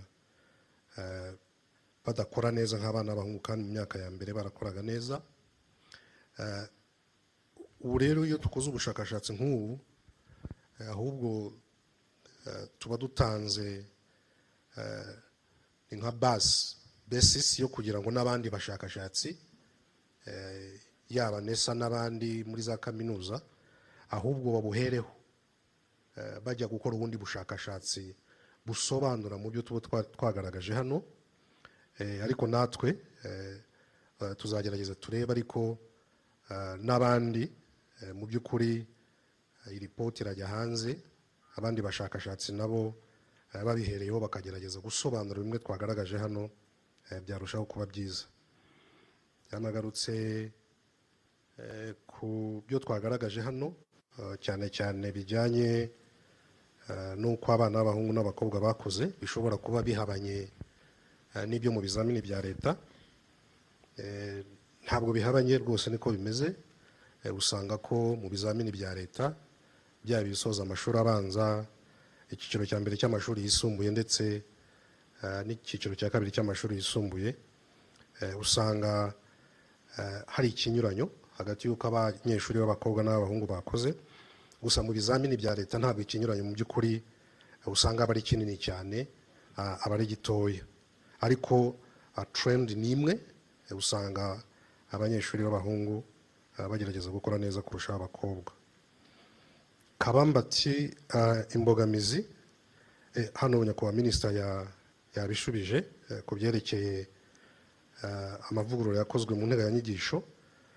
Sophia nawe ikibazo yari yabajije nyakubahwa minisita yagisubije, ko ikibazo kidaterwa nuko haba hakoreshwa ikinyarwanda igihe bari kwigisha icyongereza, ahubwo birafasha cyane, ahubwo uko bikorwa wabona ari byo bitera ikibazo, naho ubwabyo ntabwo ari ikibazo. Kubabajije ku mbuga nkoranyambaga, hari uwavuze ati LARS izafasha iki umwarimu. Hano nk'uko mwabibonye, twagiye tugaragaza uko abanyeshuri bakoze mu byiciro bitandukanye, nk'aho twagaragaje ko abana b'Abanyarwanda cyane cyane mu mwaka wa gatatu mu ndimi yaba Ikinyarwanda n'Icyongereza basoma, bagerageza, nubwo naho atari byiza cyane, bagerageza gusoma, ariko kumva ibyo basomye wasanga bibaye ikibazo. Aha rero twese abashinzwe uburezi n'abandi, ubwo hahita hafatwa ingamba zo kureba ngo ni gute abarimu bafashwa kugira ngo babashe kwigisha abanyeshuri yego gusoma, ariko banabigishe, babafashe kubahugura uko bazajya bigisha abana ngo bajye bumva n'ibyo basomye. Urwo ni urugero rumwe ntanze, ariko mwanabonye ko muri buri somo twagiye tugaragaza aho iby'abana bashobora gukora abenshi, ariko n'ibyo badashoboye gukora, haba mu Cyongereza, haba mu mibare, haba muri physics no muri science. Nako hari ibyiciro by'integanyanyigisho usanga abana bakora neza ariko ugasanga n'ahandi mu by'ukuri birabagora. Aho rero bifasha mwarimu natwe twese turi mu burezi kugira ngo hafatwe ingamba z'uko ibyo byiciro by'integanyanyigisho bigora abana twareba uburyo byakwigishwa neza kandi abana bakajya babitsinda. Hanyuma iki kirajyana nanone n'ikindi yabajije ati se bizatanga uwuhe musaruro umusanzu mu mitsindire y'abana. Ubwo nyine bimwe twavuze n'ibikunda abarimu nibahugurwa nitureba uburyo biriya byiciro by'integanyanyigisho bigora abana byakwigishwa neza n'icyo bisaba, turizera ko abana nyine imitsindire yabo nayo iziyongera. Hanyuma ni Fanfa niba izina naryanditse neza, yabaje ati biterwa n'iki kugira ngo abana basome ariko ntibumve ibyo basomye. Aho ubushakashatsi ntabwo bwagiye kubigaragaza, n'ibyo umuntu yavuga wenda byaba ari nk'ibitekerezo, bishobora guterwa n'ibintu byinshi, ndetse Silas yabigarutseho mbere. Yavuze ati ikibazo n'ibyo basoma ndetse n'ireme ryabyo, ariko hashobora no kuba wenda ari uko byigishwa.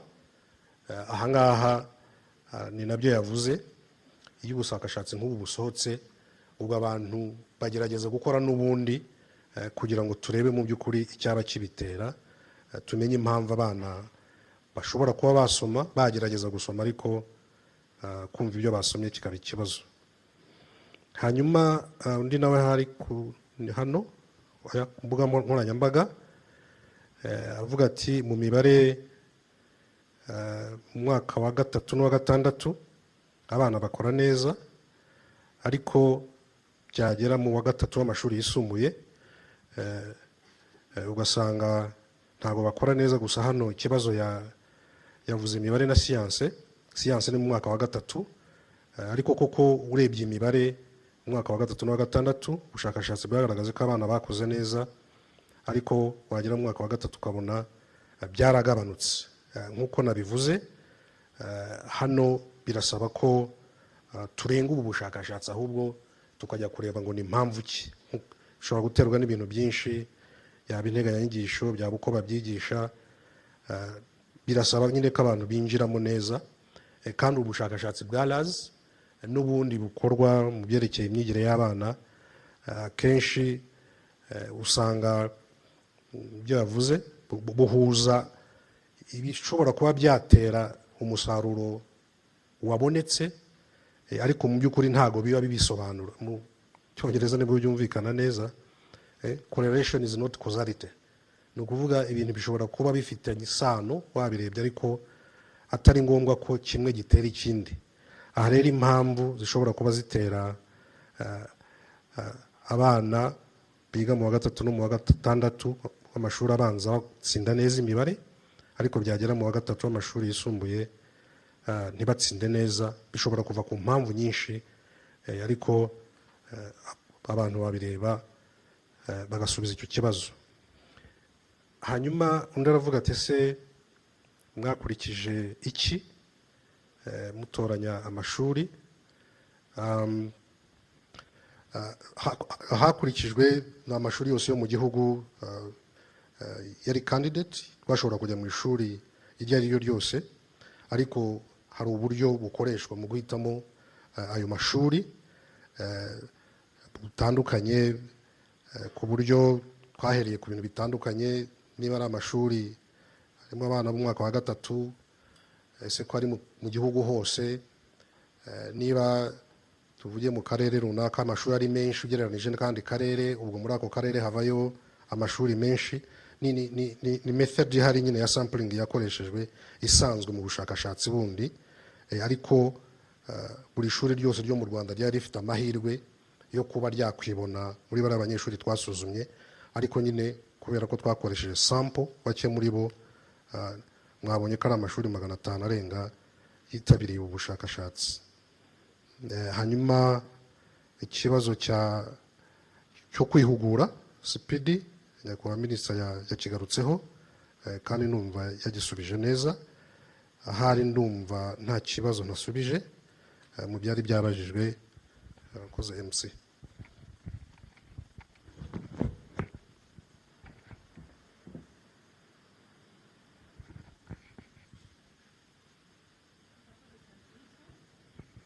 DJ urakoze cyane kubera umwanya wenda turi bukomeze nyuma bo turi bukomezanye bari busigare hano ndabashimiye cyane. Uyu mwanya tugiye gufata ifoto y'urwibutso. Ndabasaba mwese muze hano imbere twahaguruka ubu tugafata ifoto y'urwibutso, izindi gahunda ndazibabwira nyuma y'ifoto. Nk'uko rero mumaze kubikurikira, hamaze kumurikwa ubushakashatsi bwakozwe muri 2025 hagamije gupima urwego rw'imyigire n'imyigishirize mu mashuri yo mu Rwanda. N'ubushakashatsi bwakorewe mu turere 30 tw'igihugu, bukorerwa ku banyeshuri biga mu mashuri mu mwaka wa gatatu w'amashuri abanza, mwaka wa gatandatu w'amashuri abanza ndetse n'umwaka wa gatatu w'amashuri yisumbuye, cyane cyane ku masomo y'Ikinyarwanda, Icyongereza ndetse n'imibare na siyanse.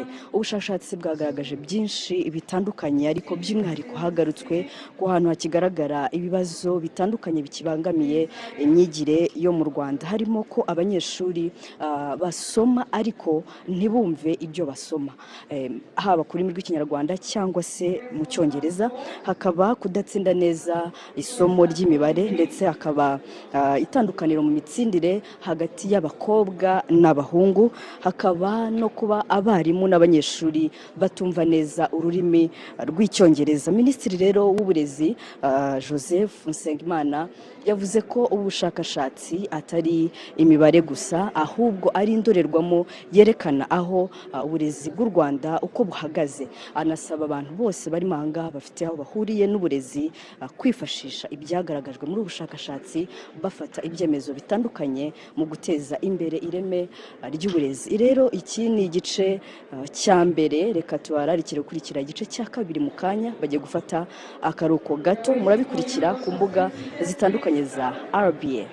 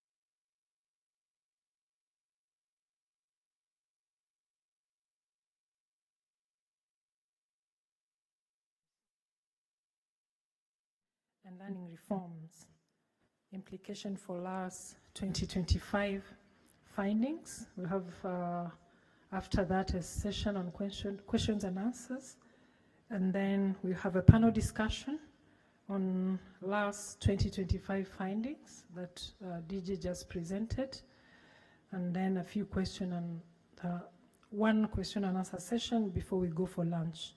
After that, I'll announce what will come after lunch.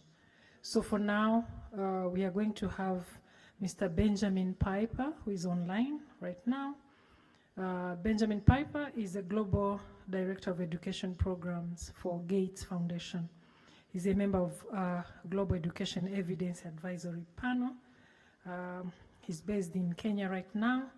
He leads low and middle income countries on this, and he has also been working at the Africa Education for RTI International and has been supporting education initiatives in different ways. So he's going to present to us. He's online. Let me check if he's there, and then we start.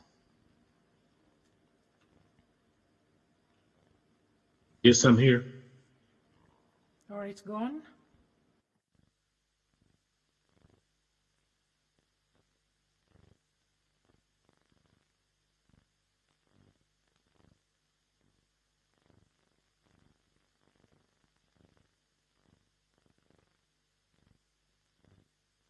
Yes, can you hear me? Hello? We can hear you very well. Great. Shall I get started?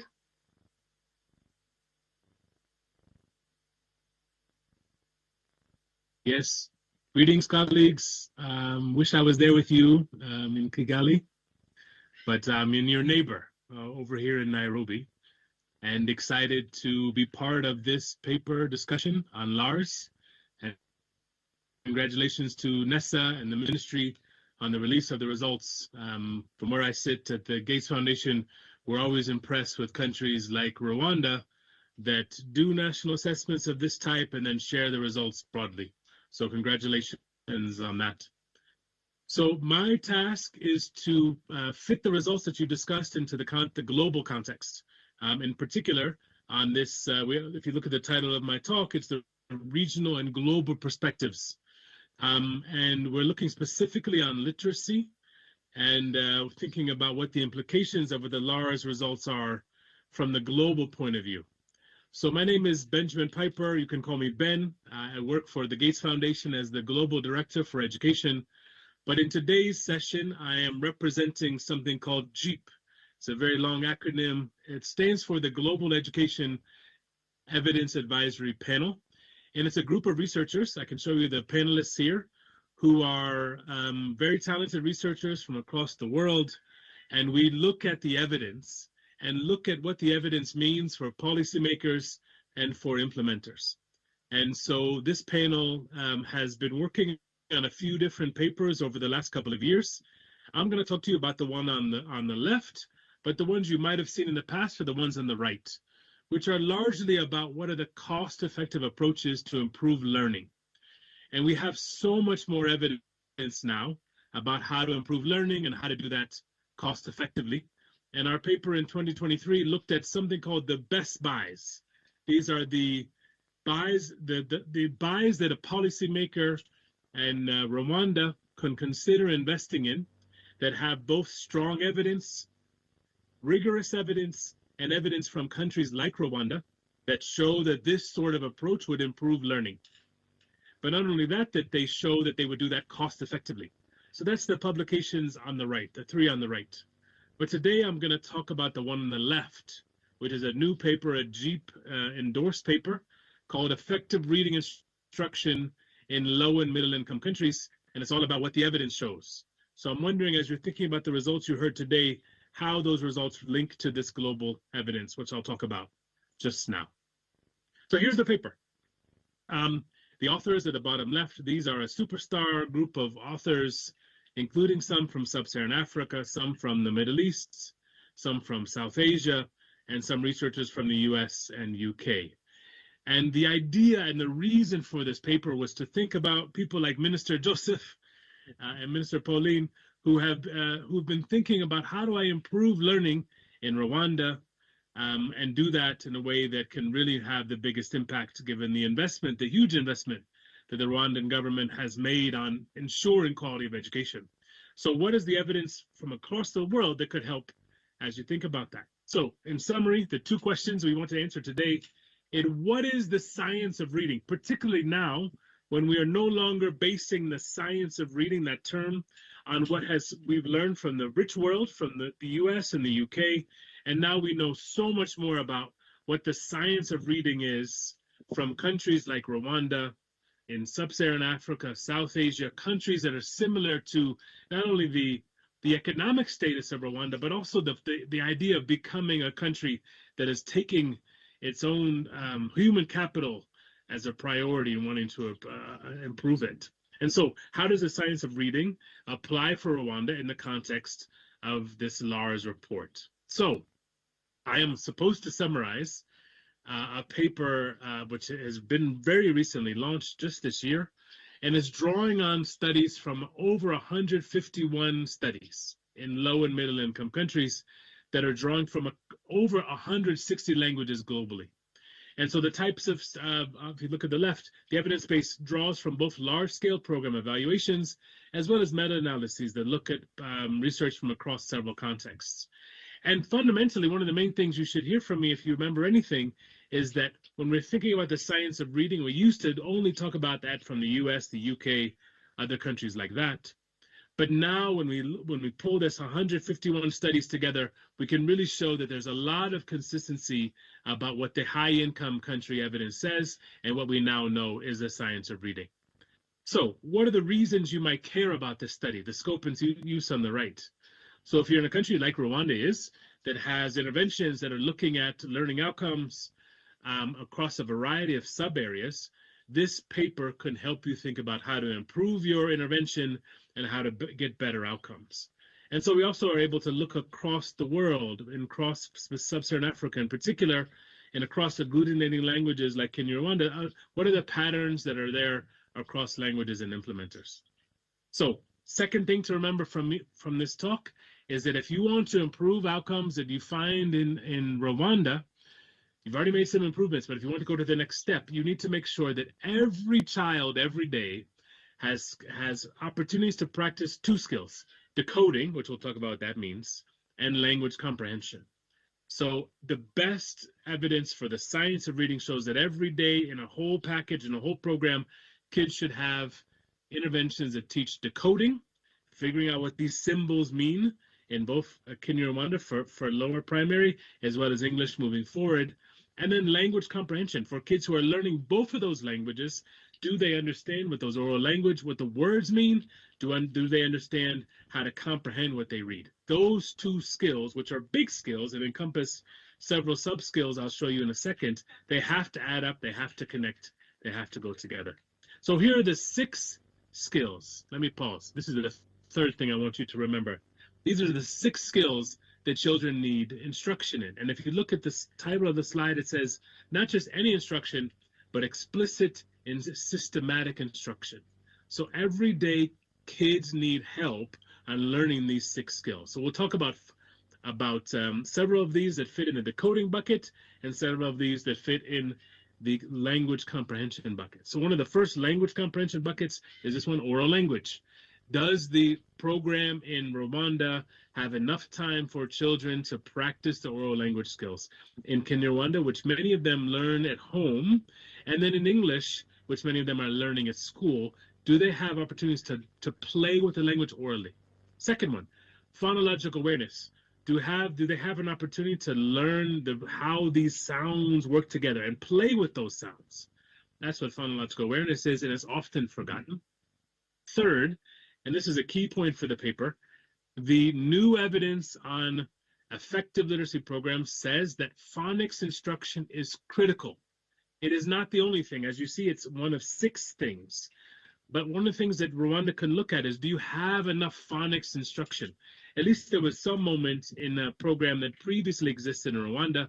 When I was looking at it, it showed that yes, there was phonics instruction, but the amount of time that there was every day wasn't enough to both learn Kinyarwanda decoding as well as learn English decoding, which if you look at all the European languages, apologies as an American, if you look at all the European languages, English is the most difficult to read and to decode. So kids need lots of practice on phonics, particularly as the letter sounds in English are different than the letter sounds in Kinyarwanda, particularly for the vowels. So in the program I used to lead here in Kenya, there wasn't much time teaching the differences in the letters when it comes to the consonants, but the sounds are different. And I know Kiswahili, and I know the letter sounds for Kiswahili, and when you see the letter this letter U in Kiswahili, it always says U. But if you think about English, those of you in the room, the letter sound U, the letter sound for the letter U is not U in English. It's ah, except sometimes it's U if it's a long vowel in English. So kids need practice on those phonics. They need practice on putting those things together. And it gives us to the fourth one, that children need experience and practice every day on fluency. What is fluency? It is the child's ability to read accurately, to read with speed. People often think fluency only means speed, but it doesn't. It means one of three things: speed, but also prosody, whether or not the child has the ability to read with expression. And then fifth, and maybe from what I've seen in the results, this is one of the areas we really need to focus on, is reading comprehension. Children need skills to know how these words, the stories they've come together, what does it mean? They need to have the metacognitive skills as they're reading the words, to kind of think about the implications, to access prior knowledge, to predict, to summarize. There's a lot of skills that children need explicit instruction on in the area of reading comprehension.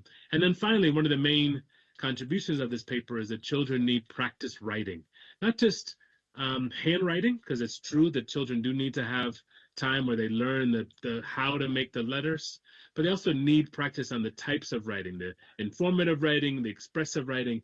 They need that systematically. So as we think about the implications of the LARS results, maybe there's some categories here that might need more instructional time or more explicit practice as kids are getting these skills. So if you think about the 6 skills, these are the 3 hows. How should this happen? The paper says that there are 3 hows. That the teaching needs to be explicit, where teachers are directly explaining or modeling the skill first. So that term phonological awareness, it's quite complicated for a second grader. We don't want the teacher to say, you should do phonological awareness, but instead to do simple activities where the child is getting explicit instruction on how phonological awareness matches what they're trying to teach from a content point of view. That explicitness is important. The children do better when they're practicing what they saw a good model of, and some classrooms don't have that explicit description and explanation for the teacher before the child operates. And systematic. So what I love is kind of high quality literacy programs or literacy materials that look beautiful, that are quite attractive, that are fun, that children love to read. But behind that beautiful story and that nice lesson plan that the teacher has, there needs to be a nice spreadsheet, some real science behind it, so that these skills are being taught, and as the slide says, in a logical and developmentally appropriate order. And particularly in contexts like Rwanda, where you are teaching 2 languages early in primary school, and in English, it's quite complicated. So that developmentally appropriate order needs to underpin the beautiful book. And critically, I think most of the evidence suggests that teachers do need some lesson plan that they're encouraged and actually expected to follow, at least to some reasonable amount, so that lesson plan gives them the support to teach this systematically. And then finally, comprehensive, we want to make sure that all the children have this opportunity to do these 6 skills. And sometimes some of them have been skipped or underemphasized. So the point I want to make from this slide is that the core categories of intervention that might happen in a literacy program like the one in Rwanda is they need to connect. So if you look at the top left on the lesson plans and student materials, it's not just that we give the teacher lesson plans and that give the kids textbooks. It's that is directly related to us at the top right. The teacher is trained not philosophically on phonics instruction, but specifically on how they would teach the 30th lesson in the sequence, on how on day 30 they might practice reading comprehension, on how on day 30 they might teach that specific fluency passage. And then in the bottom left, that there is ongoing support. I know in Rwanda you have several different officers who might provide support to the teacher. It might be the instructional coaches at the school or the head teachers at the school. It might be that zonal group, the circuit. It might be at a higher level, but there needs to be ongoing support for the teacher. And I really can't emphasize this enough. To teach literacy effectively, there needs to be support to the teacher. I'm a real big fan of teachers, including teachers in Rwanda. I've seen really committed teachers in Rwanda, but they need the support to do it. We don't need to blame them if they're not doing well, but we can do that. We can give them ongoing instructional support to help them in the process of improving their instruction. And all of this structured pedagogy program is what it says right in the middle. That's the title of this kind of package of lesson plans in the top left, the training in the top right, the support in the bottom left, and it all comes together for the kids to have the practice doing these essential literacy skills that the paper suggests. So, depending on what you've heard earlier in the LARS presentation and how you're thinking about the kind of evaluation of the existing Rwanda literacy programs, you can make progress by focusing on 3 priorities. Number 1, on the left, aligning instruction with evidence. We've seen some countries already making some adaptations to their interventions so that they have better programs. So maybe your program is not explicit enough. Maybe that means the teacher isn't following. Maybe there isn't even a high enough quality lesson plan, or if they do have one, the teachers aren't following it. That's one of the challenges. The teachers have them, but they don't follow it. Maybe there's systematic changes that you can make to improve it. You look at the second bullet. We need to have kids with enough time on all the reading sub skills. The language of instruction policy that Rwanda has chosen. There are adaptations. If you look at the middle category, is a country like Rwanda that's predominantly doing a second language instruction on grade 3, the teachers need a lot of support there. And they need to have the scaffold on the oral language and the scaffold on the reading comprehension skills to be able to decode and read a language that they might not have grown up learning. So you not only want them to figure out what those letters mean, but have in their heads the oral language skills as well as the vocabulary skills. Once they do decode, their brain on the other end knows, oh, I know what that decoded word means. And then on the right, let's not forget the teacher.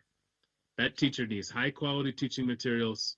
They need to have skills-based training, not theory, not what I'm doing now, but actual skills-based training on the 30th lesson. And they need that ongoing professional development. So as you're thinking about the Rwandan case, which of these might be things that you would think about moving forward on? I made some suggestions on what Rwanda could consider. The first one is, I think, a real exciting opportunity, is that there are some contexts right now that have really prioritized learning and improving literacy outcomes, in particular, through the system. What does that mean? These are countries, or in this case, sub-country areas, though they're quite big. Uttar Pradesh is 230 million people in that state. That have made it a priority of the system that every child, before they finish grade 3, needs to know how to read and needs to know how to do math. That's what they're doing in Uttar Pradesh. If you go to Uttar Pradesh in a district office, you would see in every district officer's wall the targets for grade 1, the targets for grade 2 and grade 3 in Hindi and in English.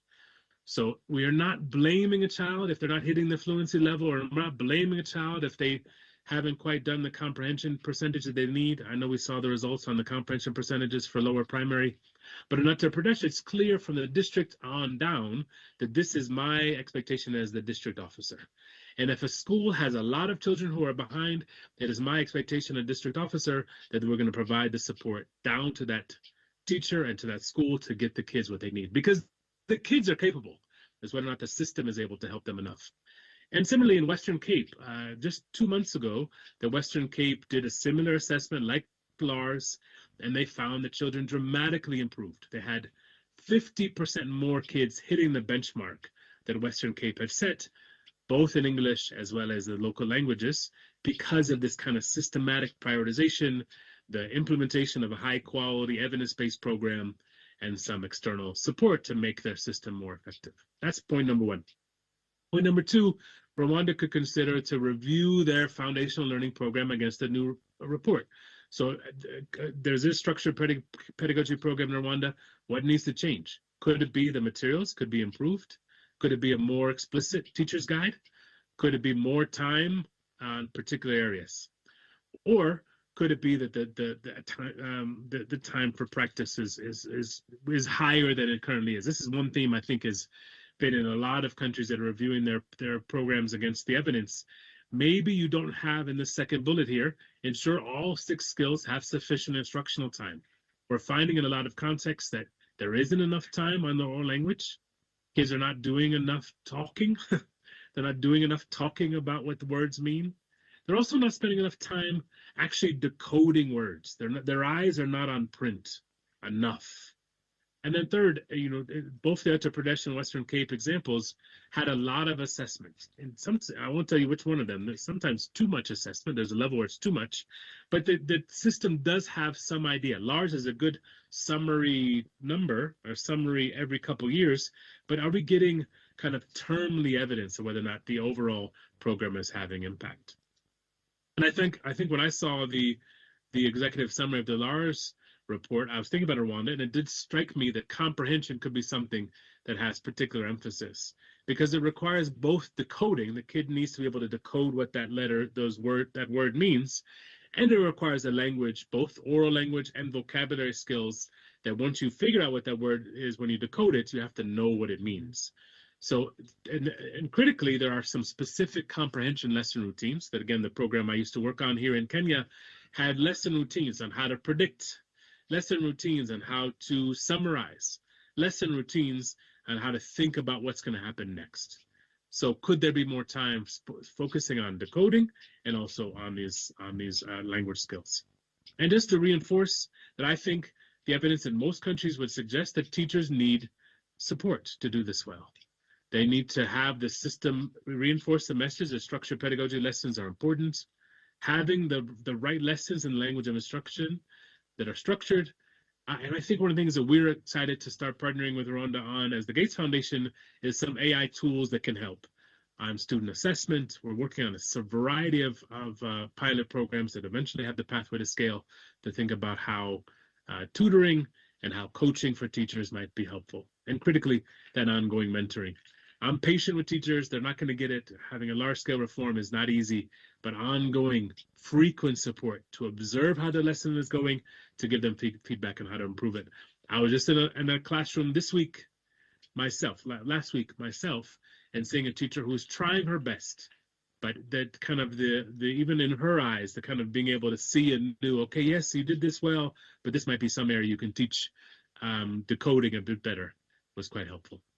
And so the last point I'd make, when I've seen Rwanda, I'm really inspired by the leadership and this idea of a North Star. But I guess my point would be, if we want more learning is going to come from better teaching, not changing the teacher. I believe in your teachers. Helping them to teach better, and you can do that by improving the materials, reinforcing the materials, and critically, the last 2 words there, more learning comes from better teaching every day. It's an ongoing daily improvement. Patience, impact is how we get it. And the countries that have made the best progress over the last couple of years are ones who are focusing on better teaching every day by the combination of better materials as well as more support. So thank you so much for the opportunity to share this paper. We will be able to get the soft copies to you. It's something we're quite excited about, because I think, again, it reinforces that we do know how to teach literacy, and we do know how to do that from countries like Rwanda.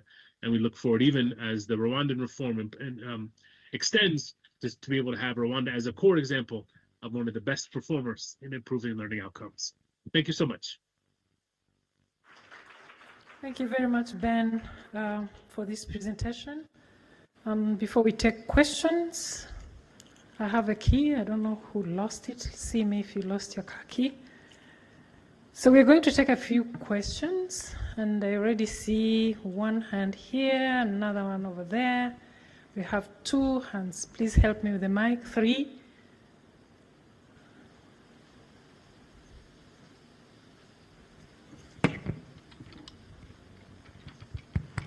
I see Ben can't hear us. Can you help us over there? I saw, I think, on the chat over there. Good afternoon, Dr. Piper. Sir Let's Benjamin. check if you can hear us. I'm not sure if you can hear me, but perhaps, judging from the expression on your face, you are. Lovely to connect with you again. John Simpson, British Council. Thank you so much, Ben, for taking us through the relatively new GIAP paper.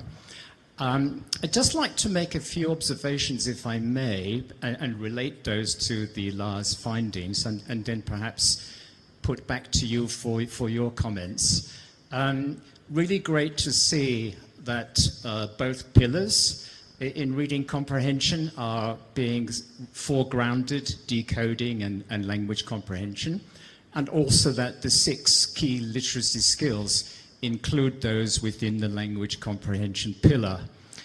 For those of us from a language background, of course, we take oral language to effectively mean listening and speaking skills, oracy, which underpins literacy.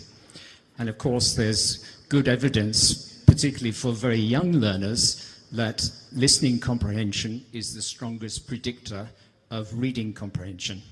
So I'd be interested in your thoughts on the importance of oral language, particularly listening comprehension. Then, again, from a language background, we're very familiar with the idea of integrated language skills. And you mentioned in one of your slides how important it is to, to ensure that oral language, vocabulary, and reading and comprehension skills are actually addressed. It seems to me perhaps that the dominant decoding model of early grade reading, which has been with us for quite a number of years, has somehow created an imbalance between those 2 pillars. What we've seen in the LARS findings, and it's a very clear finding at all levels, P3, P6 and S3, is that children, pupils, students are quite good at decoding. They show that they are able to sound out words. Where they're falling down is on the comprehension side. And that's clear across the board. So again, I'd be interested in your thoughts as to whether here we're looking perhaps at the limits of decoding and some of the disadvantages of having a very strong focus on decoding to the neglect of comprehension skills. Another point, I'd be very interested to know where grammar and discourse fit into the GIAP model. Again, one of the findings at P3 is that the hardest challenge that young children had was with understanding a preposition in context. In other words, handling grammar in context. And that's an explicit finding from the LARS report. We know that it's so important for children to understand the meaning of word order and to understand the language links both within sentences and across sentences to understand ideas. So I'd be interested to know where you see knowledge of grammar and discourse fitting into the GIAP model when it comes to reading comprehension. I think I'll stop there and hand back. Thank you so much. We'll take 2 more. Ben, just hold on.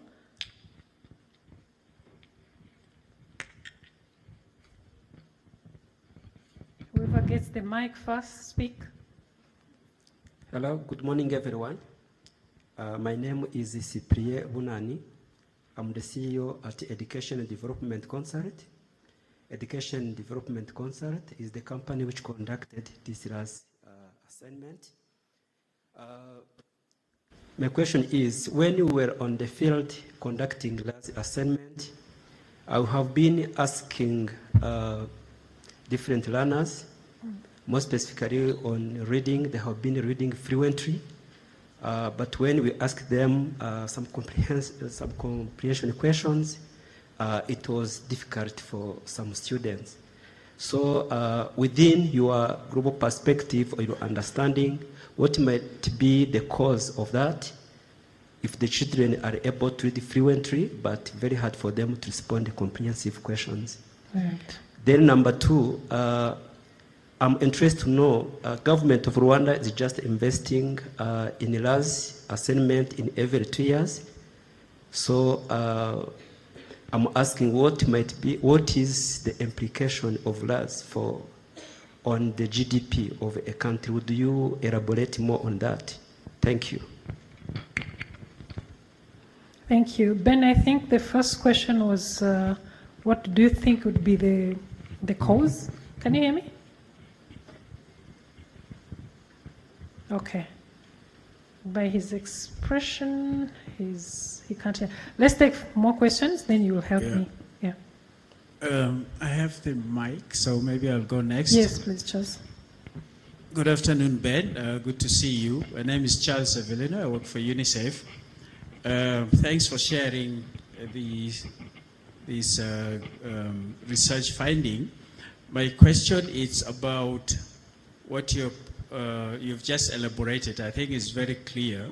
How does that relate to the curriculum? Because in one of the findings, teacher says the curriculum is heavy, and we've always been hearing that the curriculum is heavy. How do you link these reforms in terms of teacher professional development with the curriculum expectations? The curriculum is competency-based.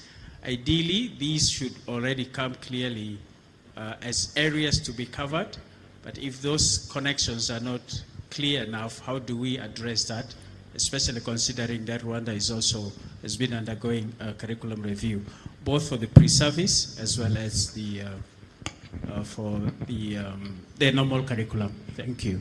Thank you. Last one here, DDJ. Good afternoon, Ben. My name is Zifrora. I work with Rwanda-based Education Board. I have a question around teacher coaching and mentorship.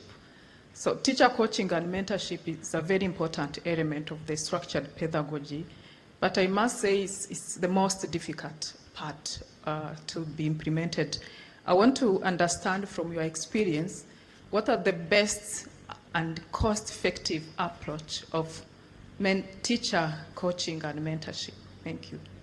Thank you very much. Let's take those. If he can't hear me, please notify him. He can just respond to those. Thank you so much for the questions. What a pleasure to get thoughtful questions. I want to respond to Victoria from REB first. I really agree with you, and I think the evidence is clear that teacher coaching and mentoring is one of the most impactful things you can do to improve learning, but it also has proven difficult in many contexts. My experience here in Kenya suggests that if you can get your civil servants, whose job it already is to observe classes and give specific feedback and to measure learning outcomes themselves, you can have a dramatic impact. So it's difficult to do because big people are busy. I think one of the things that Kenya did for a while, they've kind of not focused on this over the last couple of years as much, but when the programmatic impacts were biggest on literacy, it was because they released some of the non-pedagogical tasks of the mentor. So that, I can't remember in Rwanda what the name of that officer is, forgive me. But for that mentor who has so many other things, when the program had the biggest impact, they really encouraged that mentor coach to go to class and to look specifically at classroom observations and assess learning. And we were getting, I think for a while, around 25,000 lessons observed every month by existing government officers. These were not external people. They were existing government officers. So that government officer in REB, Madam Victoria, would be able to see 75,000 student assessments monthly. And you really had an idea what was working, what was not working. If you go to some of these questions above, it was government who actually had the best data on where things were working and where it wasn't. So that's I think the cost for that when it was really going strong was quite low. You would only reimburse the instructional coach if they had a uploaded observation tool that had a GPS marker from the school. And it was really helpful to make sure it was a GPS marker from the school as opposed to a GPS marker from home, because I know no Rwandese coach would ever do this, but in other countries, sometimes they would do a pretend observation from their house. It would never happen in Rwanda. But when you're able to actually track and have that GPS mapped, you could really reduce the small amounts of fake data. So that's the number one option I'd suggest. The number two option, there are a few partners, including us, who are currently piloting AI coaching methods. We are just launched a new investment that is looking at AI coaching using audio. So it's a tool called TeachFX, which you sit in the classroom and it's just recording the lesson. And then at the end of the lesson, it gives bespoke, specific teacher feedback to the teacher based on the lesson. We're testing it. We've tried already in Sierra Leone. We're looking at that in another country right now.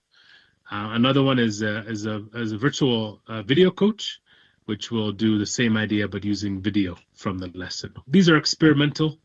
I really would focus at the short term, Madam Victoria, on how can you make the job description of that coach in the Rwandan system more focused on pedagogy, and how do you incentivize them without costing REB and the ministry more money to actually go to observe lessons. We had a good model on that in Kenya that worked really cost effectively, very cost effectively. So that's for Victoria. For UNICEF, Charles, again, I don't work on Rwanda too much, so I guess I can say this as an outsider. There are countries like Tanzania, several states in India, several provinces in South Africa that have made the really tough policy choice to say, we are stripping our curriculum down. And so we are only focusing on the core essential elements for literacy and also numeracy that are most effective in that P1 to P3, maybe P4 time period, so that we can reduce that worry that teachers feel that the curriculum is heavy. So that's a pretty aggressive policy reform, but the states that are having the biggest impact in India, I think India is probably the best success story over the last 2-3 years on this. They have made that decision that we are not focused on content, we're focused on skills, at least in lower primary. We're focused on skills. I want to make sure that all of these children leave grade 3 able to read and do basic math. And so whatever it takes from a policy reform at the curriculum area will do. So the curriculum are quite different than they used to be. I didn't hear the name of the colleague, but there was somebody from EDC who was talking about the impact on GDP. I think there is pretty substantial evidence that if we moved the average child in sub-Saharan Africa, I can't say this specifically for Rwanda, instead of having only 20% of children hitting benchmark, if that became 80%, the economic outcomes for that measure in the trillions of dollars, because we would have so many skilled people in Rwanda and sub-Saharan Africa and the rest of the low and middle income countries. So it'd be, I think the estimate was somewhere in the, anyway, trillions of dollars per year by just changing that one thing, 20% to 80%. So I think there was a colleague from British Council who asked the first set of questions. I think the JEEP does not see much evidence that focusing on grammar was an essential part of these programs. I think the evidence suggests that a lot of the grammar rules that we used to teach when I was in school, specifically about the, subject, verb, direct object order, you would have to do all this sentence mapping that I used to not love. I think the evidence doesn't suggest that getting rid of that, you lose much from a skills point of view, because a learner who understands, to your earlier question, the oral language skills, is picking those grammatic skills up through the oral language, even if it's not explicitly taught. I think you also question whether or not the focus on decoding might be getting in the way of having enough oral language. I don't think the evidence suggests that, to be honest. I think, in fact, the evidence would say that the last 5 to 10 years of interventions in education on lower primary in this foundational learning space have had some of the biggest effects of any intervention in our sector at all. Now, I don't think that there was enough time on decoding. And I also don't think there was enough time on oral language. So some countries have actually made a policy reform to increase instructional time, to have more time. If you look at the actual instructional time in India right now on literacy, it gives you ample time to start off every lesson with 10 to 15 minutes of oral language discussion in both Hindi and in English, where kids are just talking. That isn't happening in a lot of countries, including in Rwanda, because the lesson isn't long enough. But at the same time, these kids need a similar amount, 20 to 30 minutes in some contexts, of practice at the letter, syllable, blending and segmenting activities, both at the letter level as well as the syllable level, particularly in Kinyarwanda. They need more of that, not less. So I wouldn't say that the low skills in oral language and comprehension is because there's been too much decoding. I think we need more decoding and we need more oral language. Now, I'm not a policymaker, so I don't have to do the tough choice about where you'd find that additional time.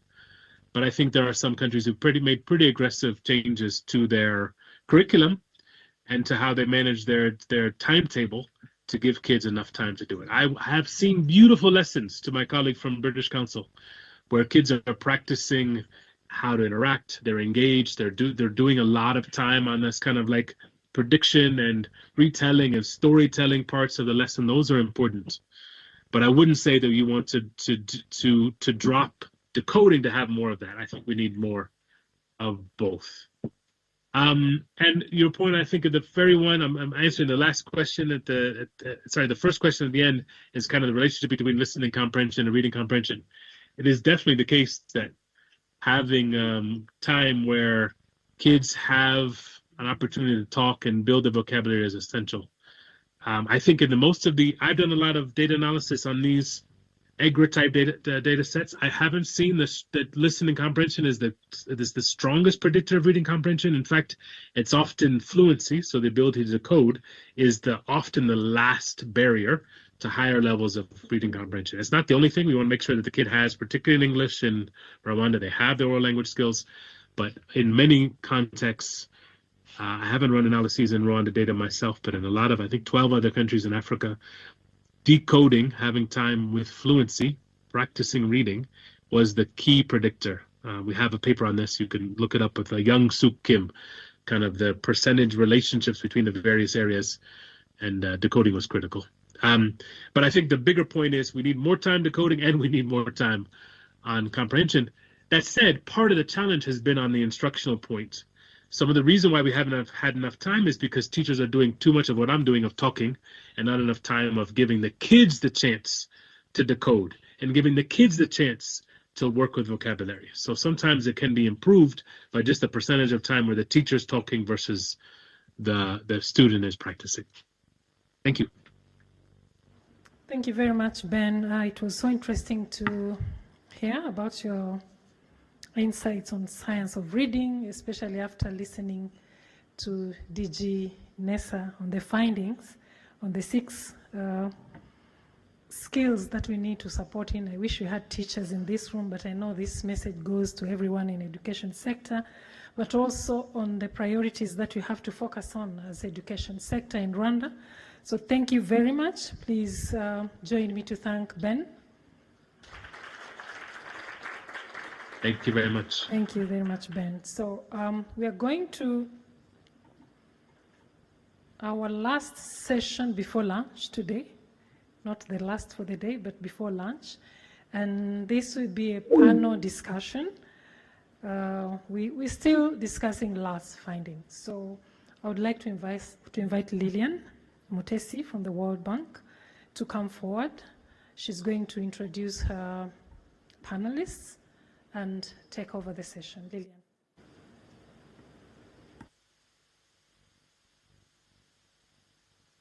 Can we have microphones, please?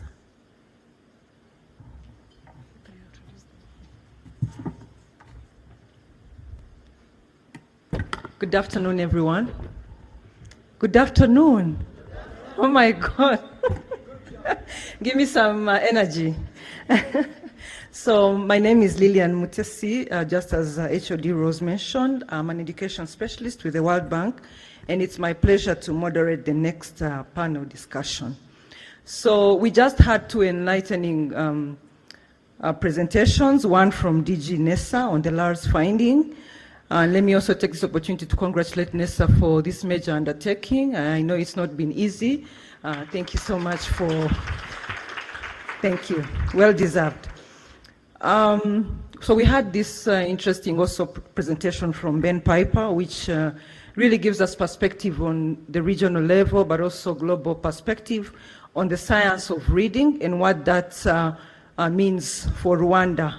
And so to help us unpack, particularly the presentation made earlier by DG Nessa, we are going to have a panel where we'll have 4 panelists who will help us unpack the findings, but also share their perspectives in terms of the implications these findings have on basic education, what they see as the most urgent areas to address, and what we can do about that. But also we'll hear perspective from a school head teacher who is on the ground to share with us what he observes, what he sees that helps drive improvements, but also perhaps is driving the disparities we noticed. We'll also touch on curriculum implementation, the investments required, but also the role partnerships can play, and also how evidence, collection of evidence can help us inform policy and implementation. If time allows, we'll also engage the audience to ask a few questions. And so to help us really make sense of these findings, allow me to invite the following panelists to join me here. I'll start with Ms. Carlene Mutoni, the Deputy Director General of NESA. Please join me here. Give her a... I'll also invite Mr. Dominique Bihozagara, the head teacher of GS Chimirongo 2, to come and join us here as well.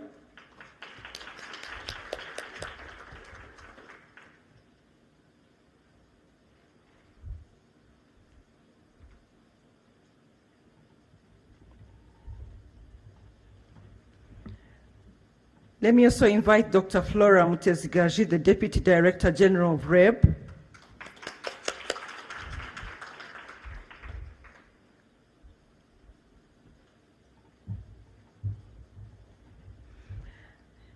And Camilla Pankhurst, Education Advisor, FCDO.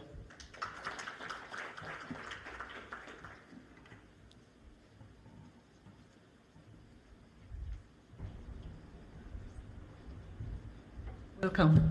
Thank you. I'll start with you, DDG Nessa.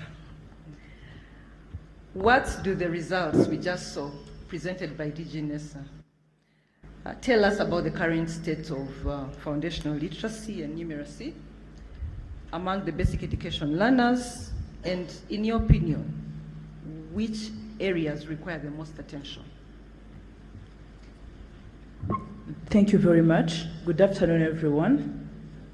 Good afternoon, everyone. Good afternoon.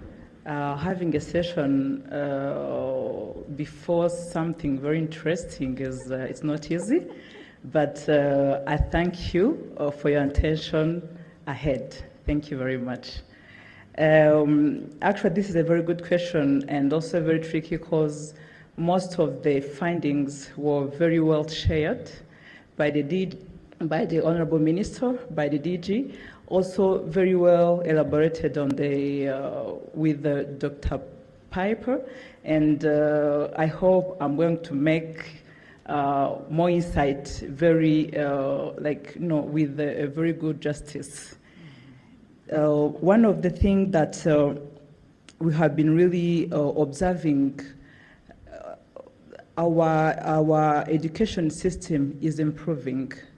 Not yet where we want to be, but yes, it is improving.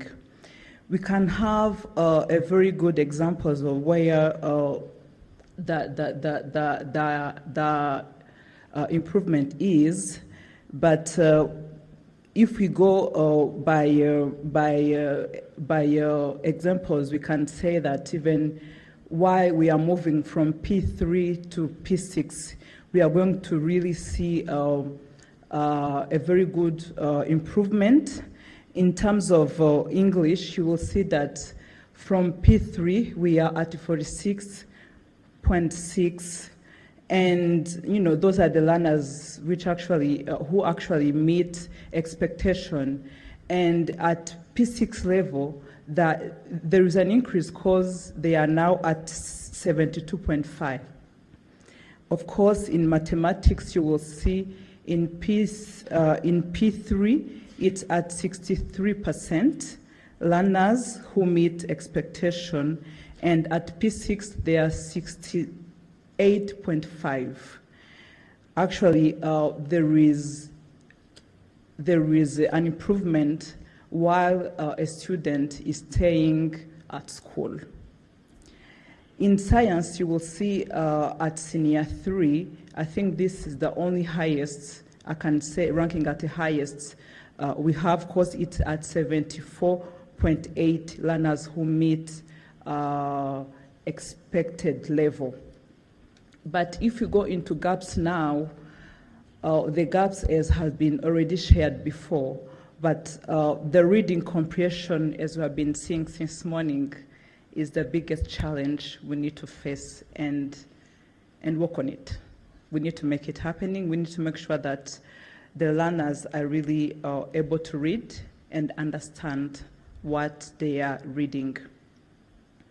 The P3 learners can really read loud, as I've been saying, but not able really to understand correctly and concurrently what they have been reading. We have been really getting very clear number. I do not tend to repeat them.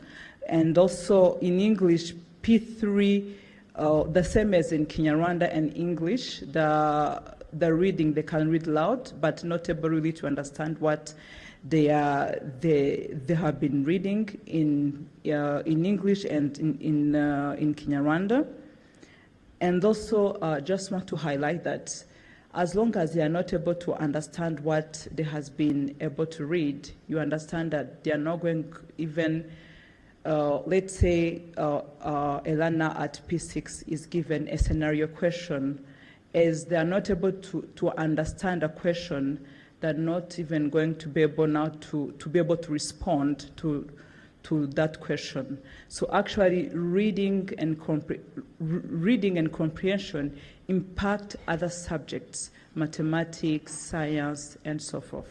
So you can understand how having a reading comprehension at the right path can really increase the performance of the learners. Then the mathematics is better in primary, but the way from P3 to P6 and senior 3, I can say the curve is not really going up, it's tends to go down. And more research needs to be done. We need to engage more to understand why mathematics from P3, it is really, the curve is not going up, it is actually going down. And the other thing, of course,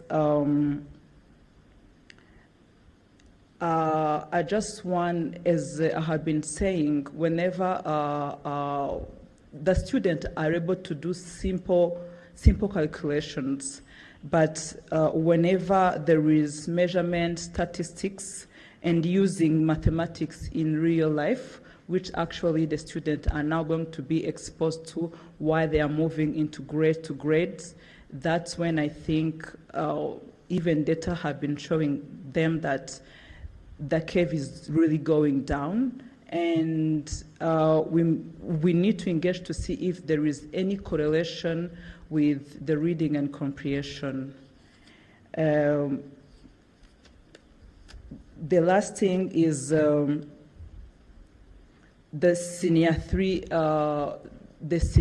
English and mathematics.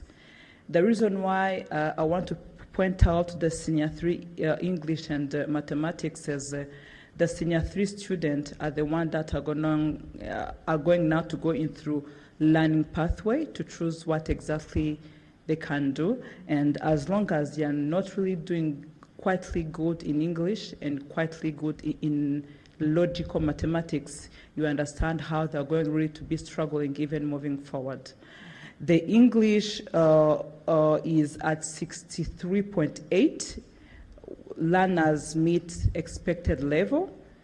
This means more like 1/3 are still below expected level. If we have almost 37% not able to understand, meaning even in their learning pathway, they are going to struggle. The other part is in the mathematics, where only 57% are the one meet the expected level, or also meaning that 42.5 are struggling. Thank you. Thank you very much for breaking down the numbers for us again, for emphasizing that yes, there have been improvements, but still a lot more work needs to be done. I'll go to you, Head Teacher Dominique. You are on the ground. You know whether these numbers really make sense. Can you tell us from your observation in your school, but also in other schools, do these results make sense? Is it the same thing you're observing in your school or otherwise? And particularly if you can point to the learner achievement, attendance, but also classroom practice. Over to you. Thank you very much, Lilian. Good afternoon to everyone. Good afternoon, everyone. Thank you very much for giving me this opportunity. As you said, I'm on the ground where these findings were carried out. I may start by saying that the findings that we have seen, I agree with them, because it is what we are doing there, and we are seeing that there is small improvement, but sincerely speaking, it is what we are doing in our daily activity. You are asking me to talk about the attendance, the practices that we are doing there that can just lead to this improvement. At the center, there is a teacher who have got different trainings so that can help the learners.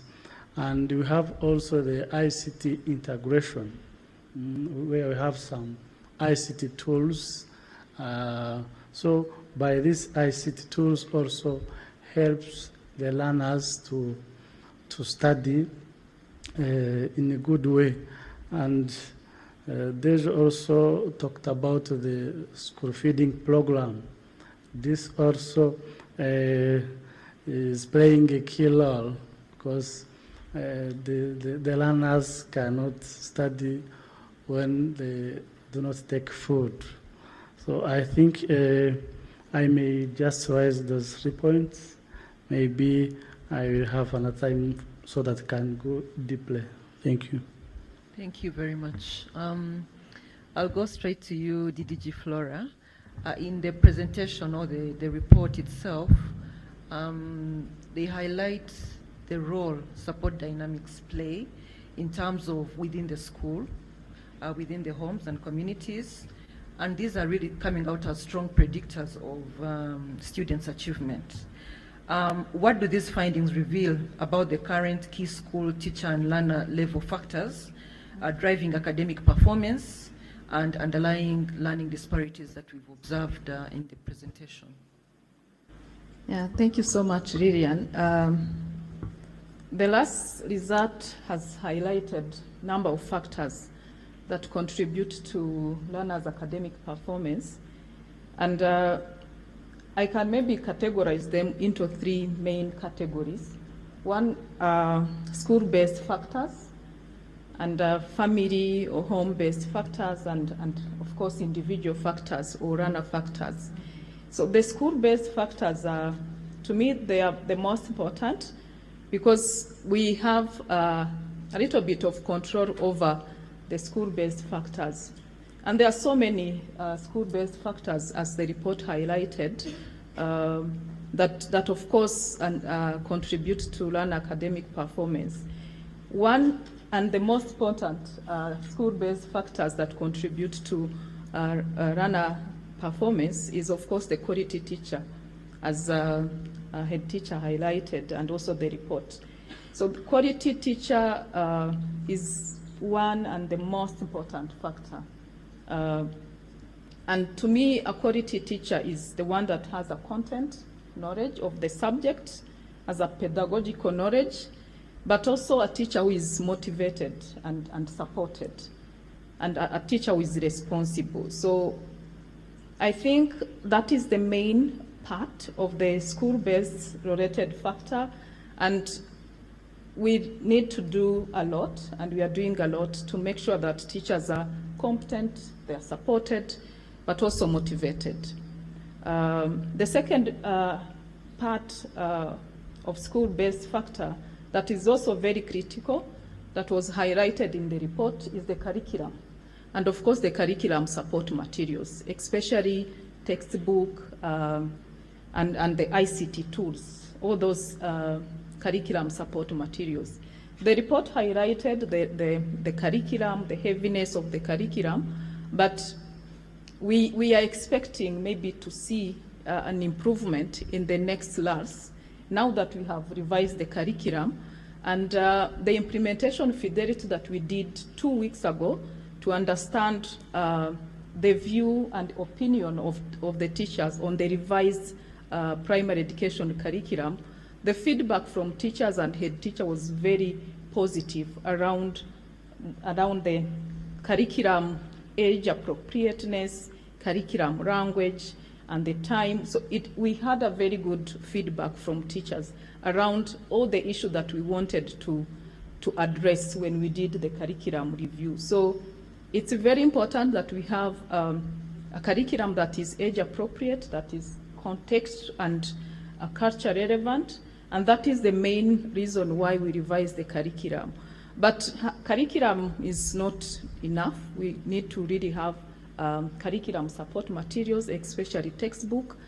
And I also have to highlight that at least now we have textbook teacher ratio, textbook people ratio, which is 1:1 for the foundation skills.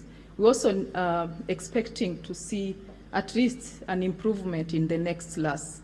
And of course, we are trying a lot to provide ICT tool that can support teachers. The other school-based factors that is very important is also, that was also highlighted in the report, is school infrastructure. When we talk about school infrastructure, we understand obviously classroom. So we can't really overemphasize on the importance of classroom, having classroom and therefore a manageable class size. It's very important, but there's also so many other school factors, school infrastructure related factors that contribute to run academic performance. I can give an example of what we are saying about school feeding, water and sanitation, so many other school infrastructure that affect. On the home and family-based factors, related factors, the report highlighted so many, but I want to emphasize on two. One is the parental education, level of education. This is very important because so many evidence here in Rwanda, the LARS, and so many other global evidence indicate that the more level of education of parents, the more they will be able to support their children and the more the learning outcome. So we really need to work around this element, and that is why we really focus a lot on adult education and making sure that future parents who are in our education system remain in education system and complete at least the basic education. So family factors, that is level of parents, but to me there's another important family factor that really contribute, which is a home, safe and secure home for the children. And there's a lot of evidence that correlate a safe and home environment for kids and the performance. So it's very different for a child to go home and face poverty, absolute poverty, conflict, and violence in home, and then come back to school and expect that child to perform better compared to a child who is socially and emotionally stable. On individual factors, I really have to commend NESA for the looking into learners with special needs. It's a very, very, very informative. But I think we also need to look into learners with special needs, especially those with invisible disabilities. Like, for example, those with learning difficulties, or those who have dyslexia. They are struggling with reading. That is how they are, that is who they are. And in our school, we call them names, call them slow learners, hard to teach, lazy, so many names. But it's their condition, and you can't cure that condition. So I think we need to look into how do we support learners with dyslexia, or learners with dyscalculia who struggle with reading.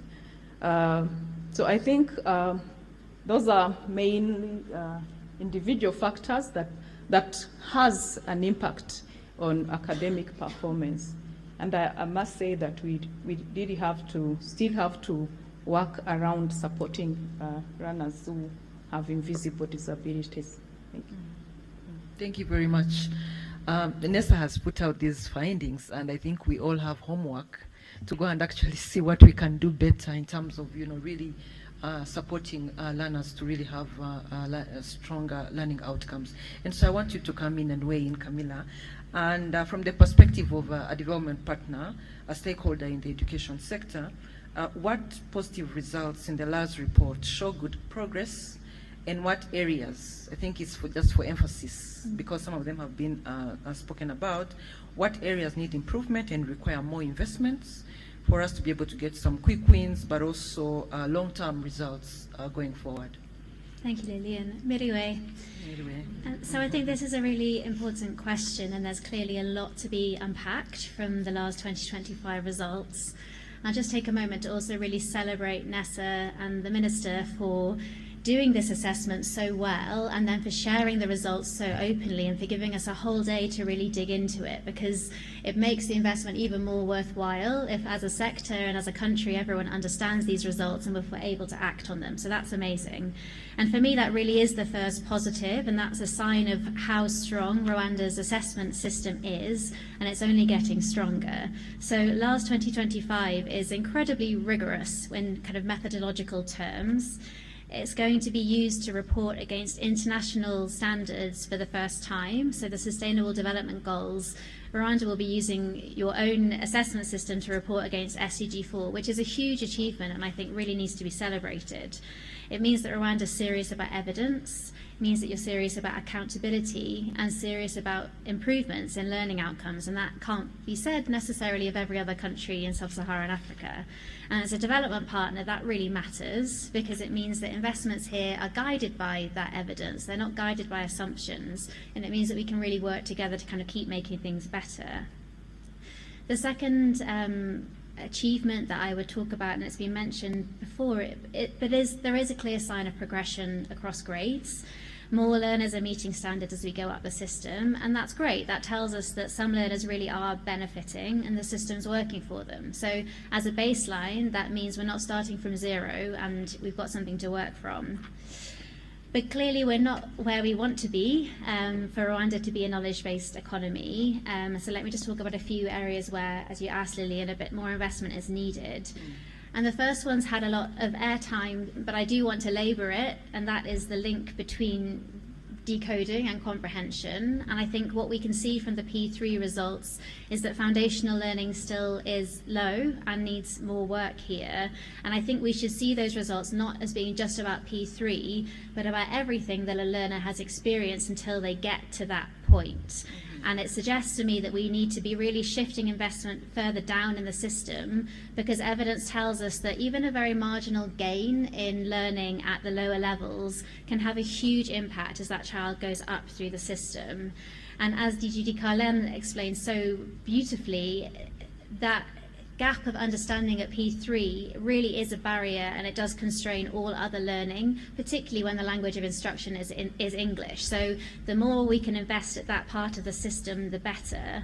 And I just want to make a link here to another really important document that came out. I'm trying to remember if it was this year. Yes, I think so, which is the Education Statistical Yearbook. And if we read these two together, we can see that sadly some of the positives I talked about in grades getting better throughout the system are because other learners are getting stuck, right? They're still in the lower grades, they're repeating or they're dropping out. So yeah, for me this is the single most important thing, and that system bottleneck really needs to be addressed. The second one I would talk about is that we are seeing some persistent inequalities. And again, DG did a fantastic job of talking about these. But just to mention them again, the fact that by S3 girls are behind in all subjects, that's stark. And that's not something you'd expect in Rwanda, I think. So that really needs looking at. The fact that rural learners are behind on English is less surprising, but it's clearly very important. And also the fact that lower income households have systematically lower outcomes, again, is not surprising, but it kind of requires looking at. And the third area I would talk about, which has come up already, but is this point of language of instruction. And I think what I would say is that LARS 2025 sheds new light on familiar challenges that both teachers and students are facing, and does of course suggest the need to press ahead with the ambitious training for teachers in terms of their English proficiency. We're all really excited to see the results of that programme. But I also want to just bring out this point around the kind of link between Kinyarwanda proficiency and English proficiency. And it came out a bit in the discussion between Sophia and the Minister and DG. But we do know from international evidence that the stronger children are in their mother tongue language, the stronger they are in learning a second language. We also recently have some evidence from the Rwanda context, from an evaluation that was done, that shows a really strong correlation between Kinyarwanda literacy and English literacy. So I think we need to keep a really close eye on Kinyarwanda scores at P3, because if those start dropping off, that's not only bad for Kinyarwanda literacy, but likely for English literacy as well. So, you know, this isn't about changing the language of instruction, but it is about exploring techniques to help students bridge that transition from Kinyarwanda to English better, especially from P1 to P3, so that we don't end up in a situation where the language of instruction itself is acting as a blocker within the system. Mm-hmm. Thank you very much for that. So I'll go to the next round. I recognize that we are the ones between the audience and lunch, so we are cognizant of that. So I'll come back to you, DDG Carlin, just to ask, we've highlighted, you know, what we see, what we notice from the findings. We've seen what we are doing well and where we really need to do more. I wanted to ask, you know, in your perspective, the perspective of NESA, you know, where do you see, what are the most pressing policy and assessment priorities that Rwanda needs to pursue to strengthen learning outcomes and strengthen its monitoring in terms of, you know, effective M&E? Thank you very much, Lillian.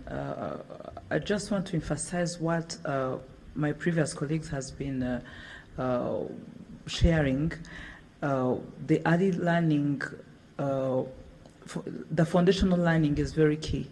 And whenever a foundational learning does not meet the expected level, you understand that the students are now going to be able to move with the right package in the higher level. So already many investment is currently done toward the foundational learning, and I would really encourage to continue investing in foundational learning. The other thing is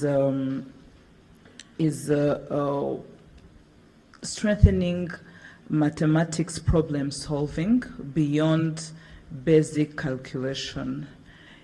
from even the data explain it more than I can do now, but we have seen that learners are able to do simple math, simple calculation, but whenever we are moving to problem solving, whenever we are moving to have mathematics help resolving a scenario problem, it is an issue. So we need now to do more investment on how teacher can now really teach students from simple calculation on problem-solving questions. Then the other part, of course, is to continue investing into classroom, kind of reducing the class size. As we know, whenever a class is smaller, the more learners are going to perform well, which is very well understandable. So really having a manageable class size is going really also to help students perform very well, also helping teachers to have more focus on how can help struggling learners. The last thing I want to talk about is the use of LARS results. I really commend to have LARS results to guide national planning, district plans, teacher support in terms of CPD, and also school inspection. I really want to commend to have a targeted intervention, because not all regions struggle the same. We need to do more focus on how to understand why this region is having this specific problem and find a solution that can work for them. The last thing is to do more research on why female learners are kind of lefting a bit behind from P3 to senior 3. You have seen that in the beginning, if I can say in the foundational learning, they're kind of on the same level with their fellow boys, but whenever now they are moving into higher grades, they tend to left behind. Thank you. Thank you very much. Head teacher Dominique, I'll come back to you. I want you to elaborate more on the school practices that you think have driven the small improvement that we recognize. What do you think has driven the improvement that we have observed in foundational learning? But also, we have the right people in the room here. What supports do we need to deploy to ensure that the learning gaps that have been identified are dealt with? Okay, thank you very much.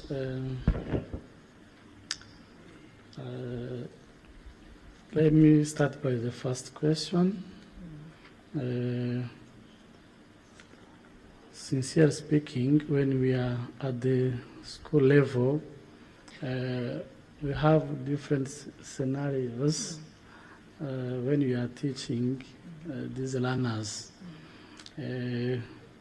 As my leaders have said, there is an improvement, but as a teacher who is on ground, I may say that, for example, I talked about ICT integration. Some schools have the laptops, have different ICT tools, where when the teacher went to class, they use those tools. For example, learners may study using videos, and this, attracts the attention of the learners. And when we use this ICT, we see the learners are motivated and so attentive in learning, and this helps the improve the improvement of the learners' outcome. I cannot even forget about the school feeding because, as my leader said, some families are poor, which is very difficult to get food. So, for now, all students take food at school, which help the learners to study well because they are healthy. So for studying to them, even when we ask them, they say we can't leave the school because we get food and we get the skills and knowledge. There is also the training of the teachers. We have seen so many trainings, but there are even some trainings that are going on, there is my colleague here talked about the English proficiency. Now there is self-study of teachers so that they can improve their language, especially English. This also helps the improvement of these findings we have seen. If I may also say, when we are there, though I'm saying that we have those ICT and what, but we still have the gaps we need to try to get solution. There are some challenges or gaps that need the funds, but there are others that just need the policy from the ministry level. For those who need the funds, they have been said, I don't need to come back on them, but we are saying that there is English, we use it as a medium of instruction at the school level. But we need to improve that culture because we use English when we are just in classrooms, just teaching. But when you are out, normally we don't have this culture of using English. And I see that if we just promote this culture of using this English in all activities that are the school environment, may help the teacher, at the same time even the learners to improve, because we cannot say that I know how to use English without using it. Others is about to really recommend just to reduce the number of learners to a teacher. We have seen the findings. We still have that challenge where a teacher has a big number in front of him or her. About infrastructure, they have said about it. And we need also to continue about the CPDs. Normally, the head teacher is the one who coordinates the CPDs program in the school, but we need also to reinforce, because we need the results or the outcome from CPTs. Because here I want to clarify that we have some teachers who are conservative. They don't want to change. And others who are still young, they lack only that culture of using English, not only in the classrooms, but even outside. Thank you. Thank you very much. DDG Flora, I'll come back to you. You earlier talked about curriculum implementation and the recent revisions you did, but if you can shed more light on, because this keeps coming up, it came up in the discussions earlier, it also came back in the findings, that there's really content load or overload.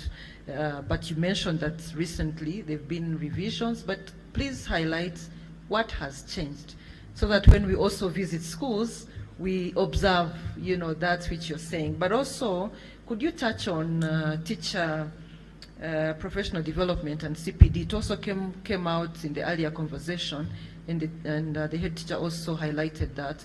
What is REB going to do differently, or what are you currently doing, and what support perhaps does REB require from all the stakeholders in those aspects? Yeah, thank you so much, Lydia. On the curriculum, the opinion and feedback that curriculum is so heavy, it's not age appropriate, it's overloaded, that feedback has been here, I think, for so many years. Yeah. And I think that is that feedback is the one that prompted the review of the curriculum that we did 2024-05. So when we did a curriculum review, we actually wanted to address those three main feedback. That this curriculum is so overloaded, so much content, it's not age appropriate, and that there's no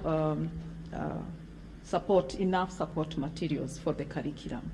So when we did the review, we wanted to address that, and this is what we did for like 1 year. And this year we did a pilot of the primary education curriculum to see, now that we have revised the curriculum, taking into consideration the age appropriateness and the heaviness of the curriculum, let's see how it is implemented. And 2 weeks ago, we did an implementation fidelity to see, is it now that you have been implementing the revised curriculum, is it now age appropriate? Mm-hmm. Is it still heavy? Are you able to cover the content? So we visited school, did a classroom observation, had a focus group discussion with teachers and school leaders, and we shared a survey, an online survey to all the teachers, and we reached close to 3,000 teachers who responded to that survey. And of course, we did a triangulation of the feedback that we got from the teacher online survey, but also the classroom observation and the head teacher and school, teachers interview and focus group discussion. We get a very good positive feedback around now the curriculum being age appropriate, language appropriate. Majority of teachers, actually 87%, that is 2 weeks ago, they say they have completed all the lesson, they've been able to cover the curriculum, which is to us is a very good feedback that address the comment and the feedback. So we know having a very good curriculum is not enough, because curriculum being good and appropriate does not mean the implementation of the curriculum is also going to be effective. There are so many factors that we discussed that can affect the curriculum implementation. And that is where I want to come in with the teacher, because teachers are the main factors that actually affect the curriculum implementation and what we are doing around teachers' support. The CPD, yes, we have the CPD time, we have the CPD framework, we have trained CPD coordinators, we've engaged teachers and school leaders around the CPD, but we also know that there are some challenges in the implementation of the CPD. Some of the challenges are around time and the school context, and that is where we want to focus on. We are focusing actually on two main activities or two main support for teachers for them to be able to really do a CPD as it is. One, we want to be very intentional around the CPD. What kind of CPD do we have to focus on? Because we know teacher needs CPD, but what are the ones that we need to focus on? So we are focusing on the subject-based CPD and the pedagogical-based CPD. So the subject-based CPD, one is English. So we are really trying so much to make sure that teachers improve their English proficiency. And of course, the pedagogy part of training, because we know you can have a knowledge of the subject you teach, but if you don't have a pedagogy to teach, to be able to teach, then it won't work. So that is why we are focusing on phonics instruction, training teachers on how do you teach actually reading, these findings around learner being able to read but not able to comprehend. I think it's mainly because they are cramming and recording words, not actually reading. So we want to focus, and we are focusing so much on pedagogical training and subject-based training, but also looking into how do we support teacher to be able to effectively use the 2 periods per week for CPD. The other thing around teachers that we are working on is the post-training support. We do so many one-off training, and we don't focus on post-training, coaching, and mentorship. Now that you have been trained on, for example, phonics, how do we support teachers? How do we accompany teacher throughout to make sure that they are ready? So we also want to focus a lot together, of course, with all of us here on post-training support, especially coaching and mentorship. And of course, again on teachers, because they are the main implementer of the curriculum, we are not only working on the in-service, the CPD, we're also looking into how do we teacher preparation, how do we get teacher from initial teacher education program who are competent and who have the pedagogy aspect enough for them to be a good teacher. So we are working on teacher preparation, but also the CPD. So thank you. Thank you very much. Maybe Camilla, you'll have to come in now as we conclude and maybe open up for 1 or 2 questions if time allows. I wanted to ask, in your opinion, how can partnerships between the government of Rwanda and the development partners support better evidence-based interventions that improve learning? I think we heard in the earlier presentation, but even here, that there is need for more evidence collection to really dig deeper in terms of these findings and then use that to inform programs and policy. Thanks, Lillian. So there's always a need for more evidence, for sure, but I actually think we're in a really good place now with what we know. So LARS 2025 gives us a very deep set of data about the situation within Rwanda's learning system and a good, strong signal of where we need to focus. So that kind of tells us the evidence that we have, and of course we can dig in deeper as to why girls are falling behind, and there are other things to look into, but we have a basis there. We also heard from Ben Piper's presentation that we have a really strong now evidence base internationally about the things that we can do to address some of the challenges that we saw in LARS 2025.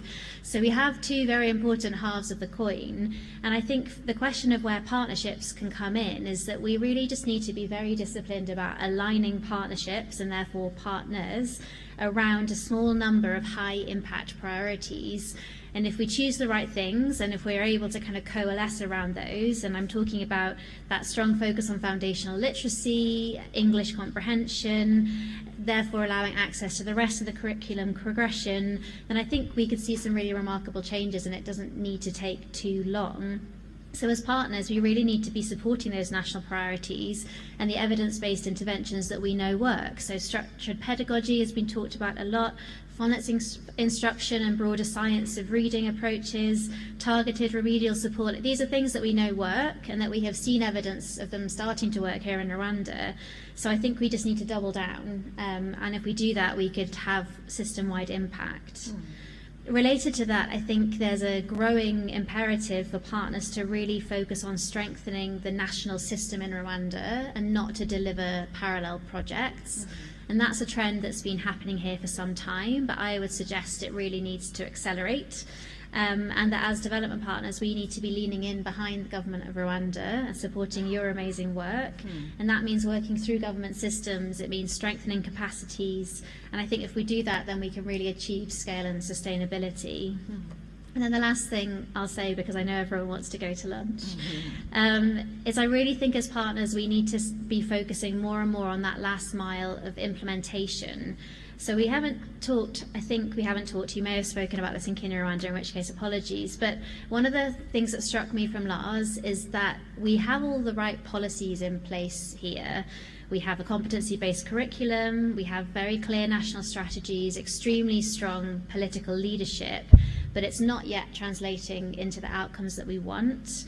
And that gap between aspirations and reality really suggests to me that our partnerships need to be focusing right down to what's happening at school level. And I would echo what head teacher said and what both of our DDGs have said, that teachers really are at the very centre of all of this.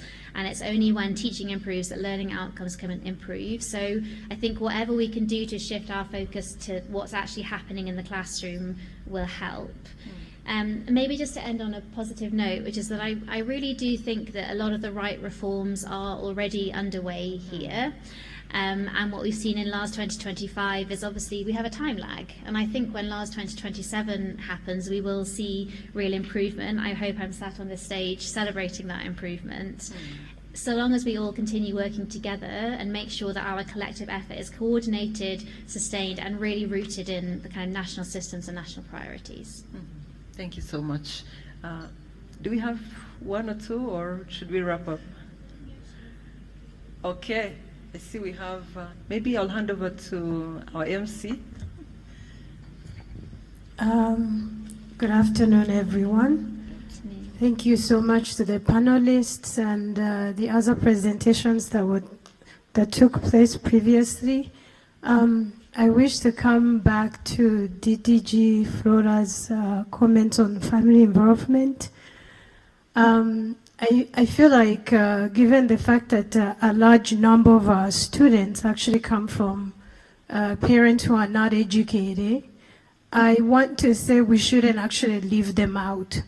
So in other words, my question is coming to you saying, what are the best practices for these parents that can actually put in place so that their children can succeed as well, rather than looking to depending only on the school teachers and the Ministry of Education? How can we involve these parents so that it's a holistic combination that can lead our future Rwandan leaders and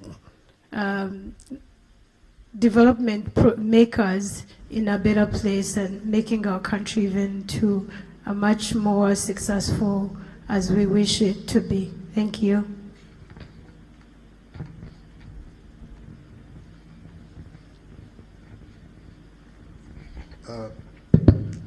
Thank you very much for the good interaction and discussion. Mine is not a question, but I would like to come back to the results and linking them to some of the discussions that have just happened. Let me start by having a mother tongue facilitating the learning of another language. Yes, many studies have demonstrated that mastering the mother tongue can help a learner to easily learn another language. when you look at the results, and I have already identified that the term improvement have been mentioned more than 7 times. Not only these last 2025 results were not linked to the previous LARS due to differences in methodology and other things. However, probably should not single out one performance and probably not focus on the key issues that were demonstrated by the study. Let me specifically come back on languages. There is serious problems within languages. When you look at Kinyarwanda, it's a mother tongue. Even if we said kids are able to decode, no, it's only 49% of the learners who met expectation in terms of decoding. More than 50% could not meet the expected expectations in 2 of the 3 assessment subset in Kinyarwanda. So if they are struggling in their mother tongue, don't expect them to learn better and effectively another language. More than 50%, they are struggling in 2 of the Kinyarwanda subset. So when we go to English, it's the same thing. More than 50%, again, they didn't meet expectations in all the 3 subsets. So what does it mean? We have a problem in teaching and learning the languages in our schools. So the focus should be put there, because we realize that in both languages our learners are struggling. When it comes to mathematics, even if there was some good results in P3, in Senior 3, P3 and Senior 6, but overall, between 30% and 42% of all the students who were assessed could not meet the expectations. So you can understand, it's a lot. It's really a lot. And when it comes to Senior 3, the number increases. But overall, from P3, Senior 6, and Senior 3, between 30 and 42% could not meet expectations. So in science, that's probably where we can say the student did well, but I wanted to come back on these results. And because we've been talking about improvement, should be singling out only one performance, let's say in mathematics and forget or overlook the other areas that really need focus. And this goes to what DDG said. Let's make sure that in our planning, in everything we do, in CPD, we focus on those areas. That's what I wanted to say.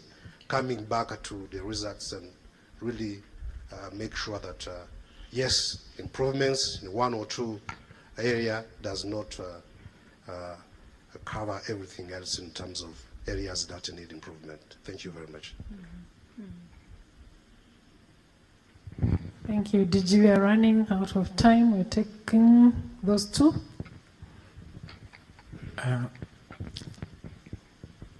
Thank you.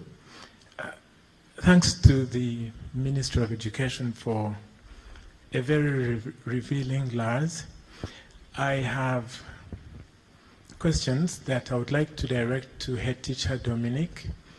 Dr. Flora, thank you for the pillar of school-based factors. I like that. And the 3 aspects around which I would like to ask head teacher Dominic are around curriculum heaviness. so many teachers continue to say that the curriculum is heavy, but Rwanda Basic Education Board is confirming that implementation fidelity carried out around the newly revised lower primary curriculum proves that it's light. So, hey teacher, in your school, is the lower primary curriculum light? And can that lightness be carried over to other levels? It would be great if you could confirm. Then teachers in a number of education research endeavors have continued to say dukeneye amahugurwa, but there has been no specificity around the trainings. So, hey teacher Dominic, do you think teachers need more training, or we could use a very sustainable and cost-effective platform such as the CPD framework that is sustainable, that is catered for on the school timetable, as a platform where teachers can really help each other to improve? Because we agree with the ministry that CPDs are sustainable, cost-effective mechanisms through which teachers who have higher expertise than other teachers can mentor each other, so that we have all the school-based factors that could really enhance school level quality being nurtured. So, do head teachers need more training? So, do teachers need more trainings, or can CPDs be used as a sustainable platform for teacher development? The last one is on, even the last findings are showing that teachers need more resources, but we also know that the Ministry of Education is spending a significant amount of resources on textbooks and other resources. And there is also evidence that some of these go unused for longer periods of time. So, head teacher Dominic, do schools really need more resources, or teachers need resourcefulness? Because we could support teachers to use the little resources that are available, including other mechanisms where they could devise and improvise and use no-cost materials, so that the very essential practices that Dr. Ben talked about, the need for ongoing day-to-day support for children to decode and to comprehend language, become supported by not just resources that are from elsewhere, but resources within the school environment, because printed resources are there, and the government is confirming that now with especially in lower primary, a 1-to-1 textbook ratio, I think we have all we need. So, Head Teacher Dominic, it would be great for you to confirm whether these internal factors could be further enhanced. Thanks. Thank you, Yona. Yes, please go straight to the point, please. Yeah. Thank you very much. I'm Ariette Wizamahoro from Right to Play. Mine actually is not a question, but a reflection on what the panelists have said. These dissemination findings that we've seen, they all align with the teacher at the field level. So the teacher we want, whether we scored high, whether we scored low, it all comes to the teacher. So our teacher, they should have the right content, be subject expert, also get motivation, and also our curriculum be age appropriate. So it's a call for us partners who are here represented as supporters of the government to see where the highs are, the lows are, so that we can see how best to support for what have gone well, to keep going well, what have gone low, to find ways of improving. So, and also to thank, it would have been possible that the findings are there but then kept on the websites, but the way it got disseminated widely, and the fact that this dissemination was in Kinyarwanda in the morning, it's something really good that shows that everyone really participates on it and have a say and something to do about it. Thank you. Thank you very much. We have another intervention here.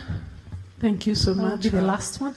Yes, I'm Juliet, the Vice Mayor in charge of Social Affairs from Nyagatare District. Just want to talk about teachers' motivation, and there are many things that have been said here, and I didn't hear about teaching and learning styles that help teachers to deliver the lessons to the learners. We have different styles to learners, how they can be facilitated in learning. But our teachers, maybe many of them, when we are inspecting, they are not aware of that, how they can use these teaching styles in the classes, like kinesthetic style, auditory, audiolingo, visual style, like those styles that can help learners to learn well. And I understand that sometimes they fail because of the effective number of learners in one class. But we can help them how they can maybe put these learners into groups, how they can organize well the classes so that they can help the learners to study well. So it was just adding on what has been said. Thank you. Thank you. Thank you.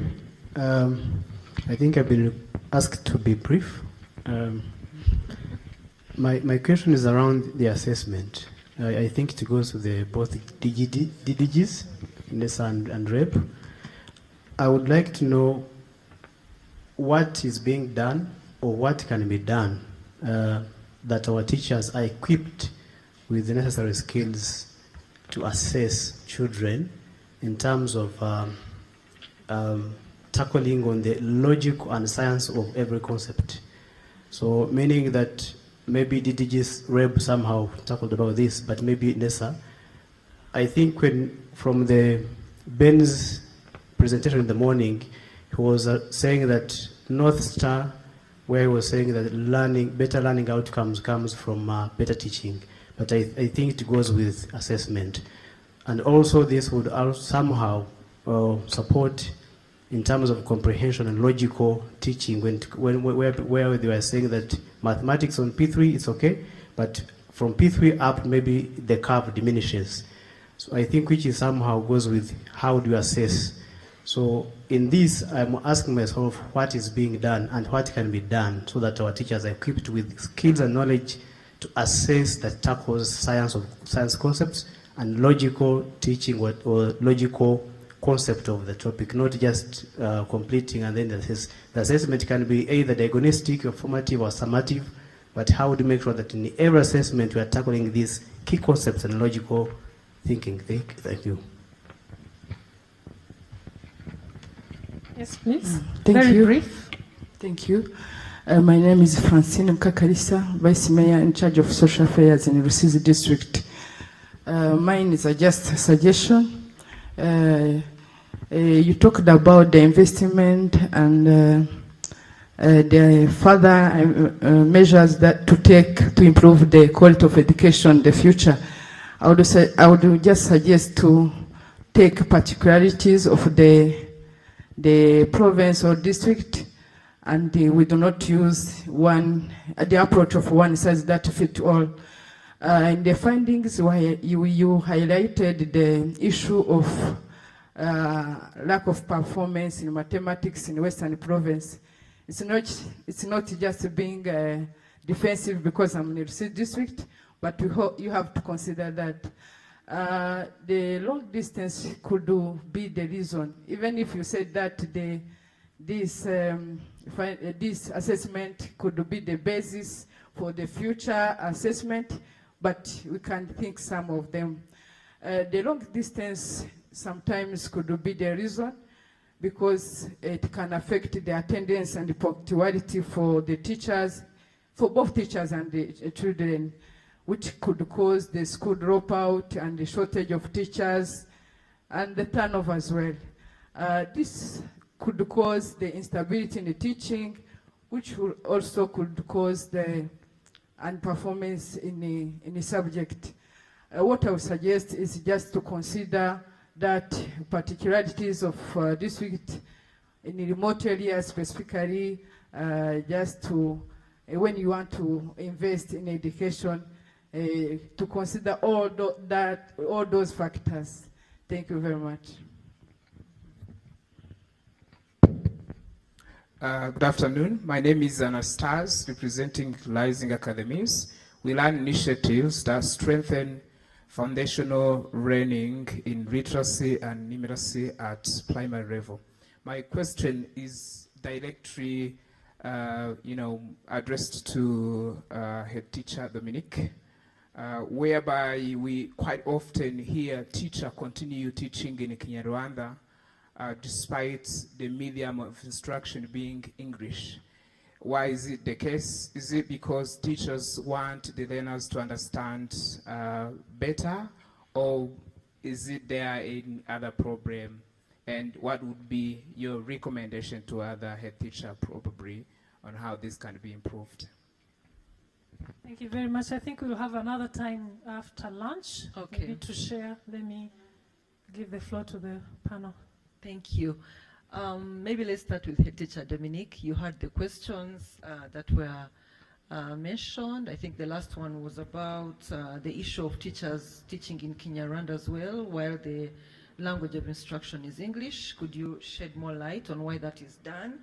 I think there were also a couple of questions posed by Yona from UNICEF to you on do teachers really need additional training? And do schools need additional resources? If you can react on those three questions, and then we'll go to the other panelists. Okay, thank you very much. Let me start by the questions from Yona. The first question was about curriculum. Yes. Because my leader Flora said that there's no problem, but from Yona, is getting information that there are some teachers who are still just saying that it is still heavy. I may say that the curriculum itself, as it is made, there is no problem. But where it comes a challenge, it is how to implement. Now, this is the teachers. Some teachers, they understand and they implement and they don't have any challenge. But others still have the gaps. That's why I go to the second question where I say that the teacher need the trainings, because it's a CPD program itself cannot just help the teachers to have more skills. For example, when we are seeing this small improvement, I may say that we have seen some, we have got the trainings from different partners, like Rising Academies, where they helped us about literacy and numeracy. And when we see these teachers, we have some teachers who, as I said, that they are, maybe they have learned this from TTCs, and others didn't attend TTCs. So if they get chance for this training, they get more skills to just to help them to do their work. And even the CPDs also, they help the teachers. So I can say that the teachers really need these CPDs and the training, because they get skills from those two. And you have also asked about do really teacher need the resources, or they can just rely on CPDs. So I may say that we also, the teacher need the resources, because it's only resources, the textbook you have talked about, some may get from the ICT, they are online, but we find that online there are some textbooks that you need to pay.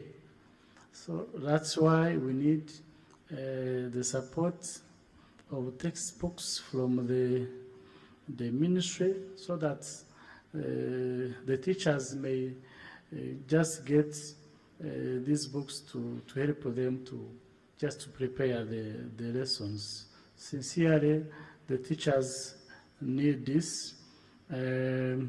You have also talked about the external factors that can influence or can impact on the learner's performance.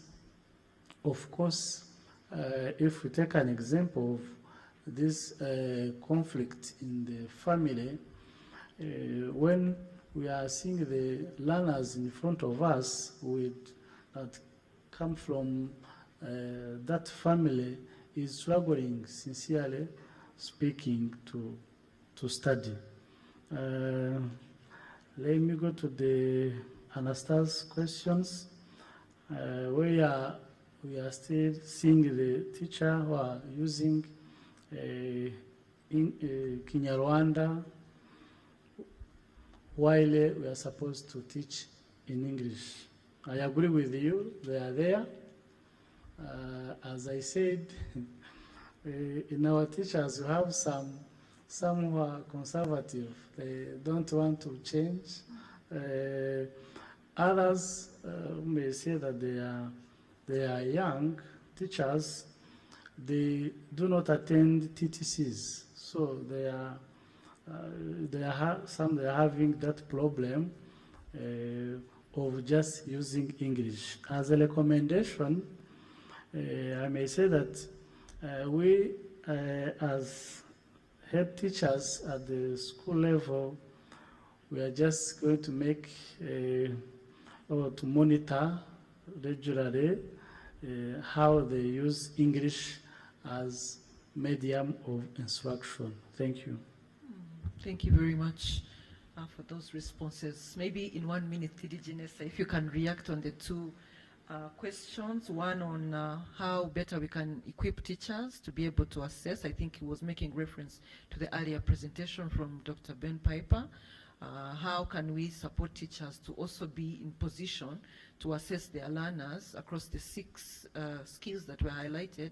But of course, I think it would need to work with REP. But if you can shed more light on that. And then there's also a question, I think, from the Vice Mayor of Rusizi, who was emphasizing that is there an opportunity for NESA to really dig deeper and highlight the provincial differences, and she was already thinking of certain things that might be the reason why, for example, Western Province results in math are the way they are. So is there a plan? I remember previously NESA arranged provincial dissemination events for the different provinces. Is that still planned? Will provinces have a chance to dig deeper in the results so that they can now support, the different districts based on that evidence? If you can react on those two, and then we'll go to DDG Rep.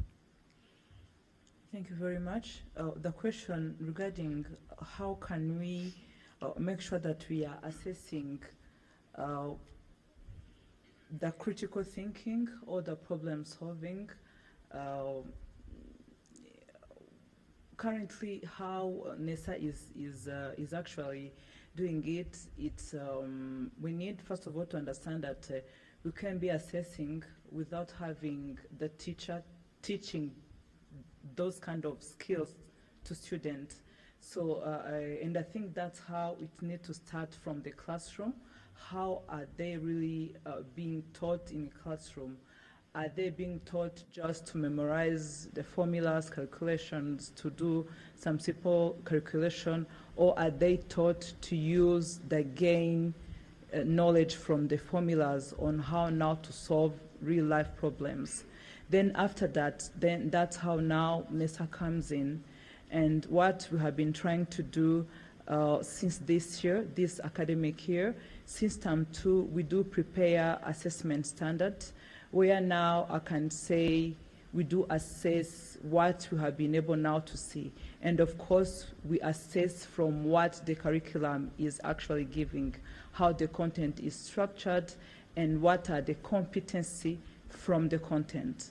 So how now the competence curriculum is, it actually gives a room to assess what you are thinking in terms of critical thinking, in terms of real life problems. So to make it a bit harmonized across all districts, if I can say across all the schools, we do prepare assessment standard to be followed up from the term 3 end of exam, also the term 2 to term 3 again.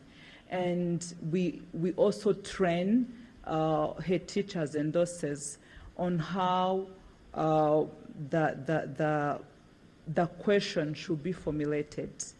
And by that, we'll be sharing results maybe end of this academic year to see if that really has been really helping students to perform well.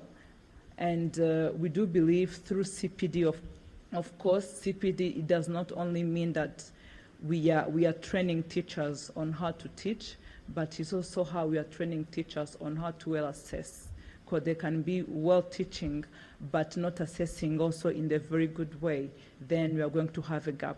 So both things, I can say it is kind of in parallel, and with now a very revised curriculum, if I can say, we have a very good room of making improvement. The other question or suggestion from the Western Province, yes, I do agree with you.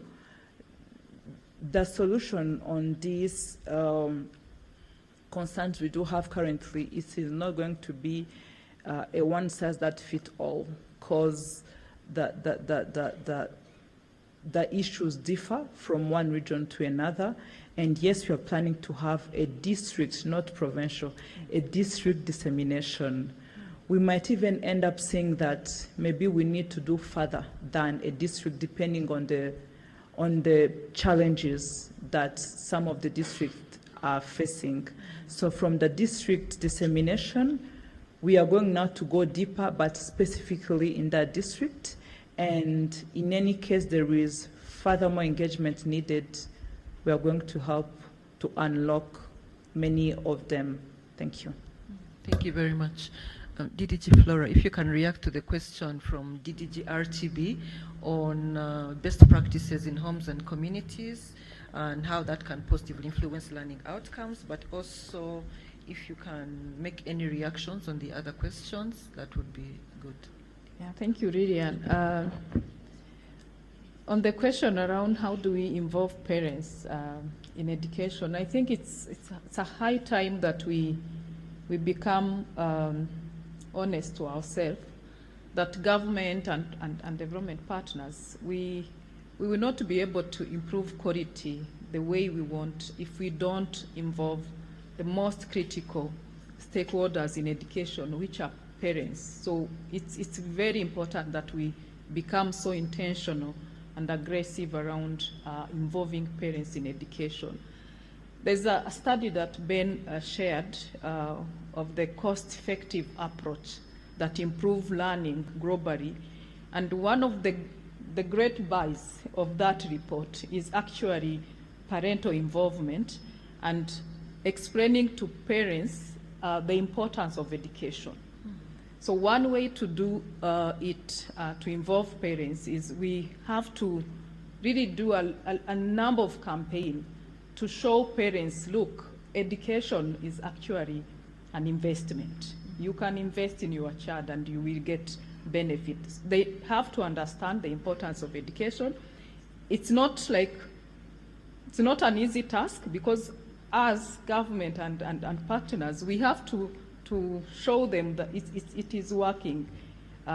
you will get benefit if you invest in education of your children. So we have to show them the relevance of education, which I think we've done it. We've been able to show the relevance of education. So we have to work together and be intentional around getting parents on board.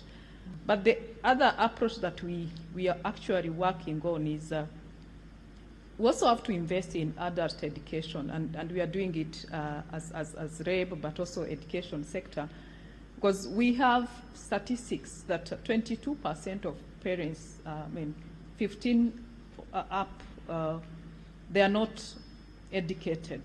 So we are working so hard to educate parents. The functional, numerous, and literary skills for parents, at least for them to, if parents have at least functional literacy and numeracy, they will be able to understand the importance of education. And when we are working with parents in adult education, one important feedback that we get from the parents that are graduating from this program, they say, now I understand the importance of education. My child is going to go to school.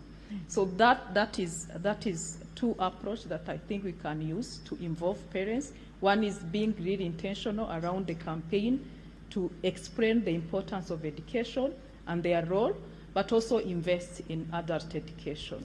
Mm-hmm. The other question around assessment, it's very important. Assessment is skills. It's not everybody that can prepare an assessment item that measure all the competences that we need.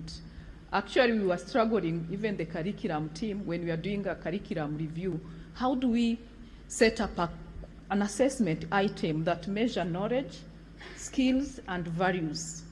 So to come up with assessment tool that measure all those competencies is a skills, is a competence. So what we do as REB is when we are doing a curriculum, we of course have an end of unit assessment.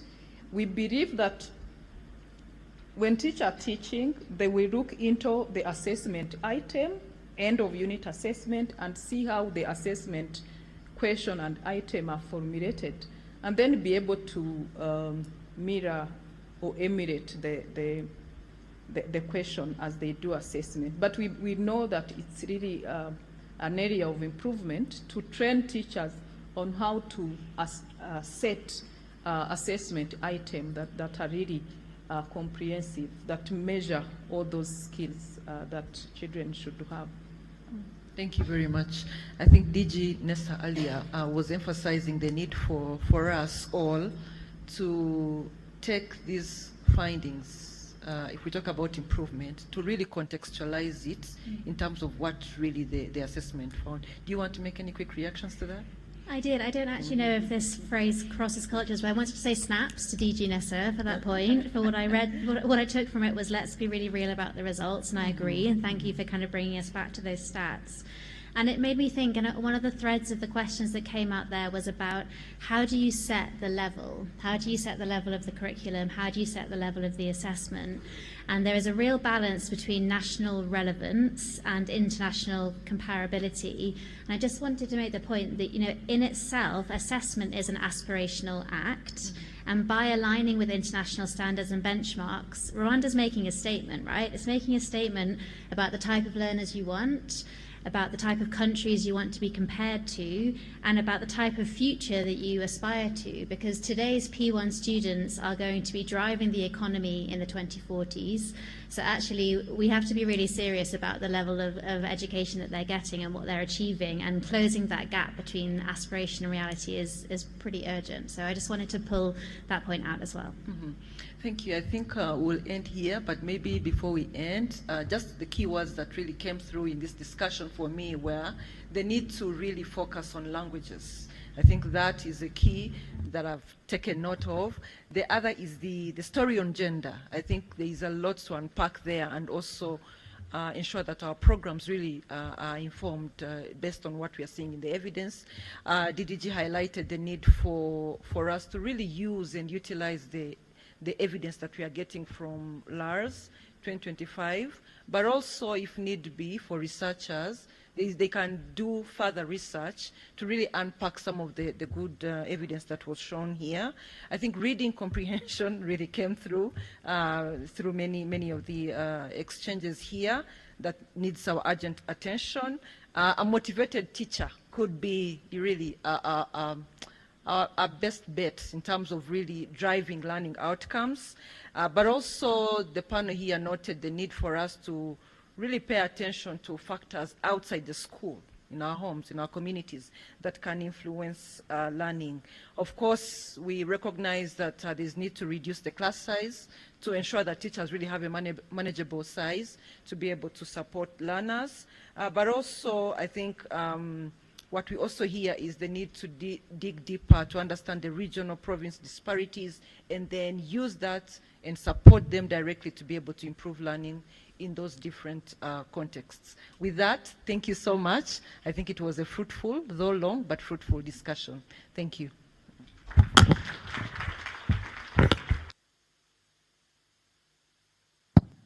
Thank you very much, Lillian and the panelists. Thank you very much. So we are running late, out of time. So we're going to take lunch right now, and lunch is served downstairs.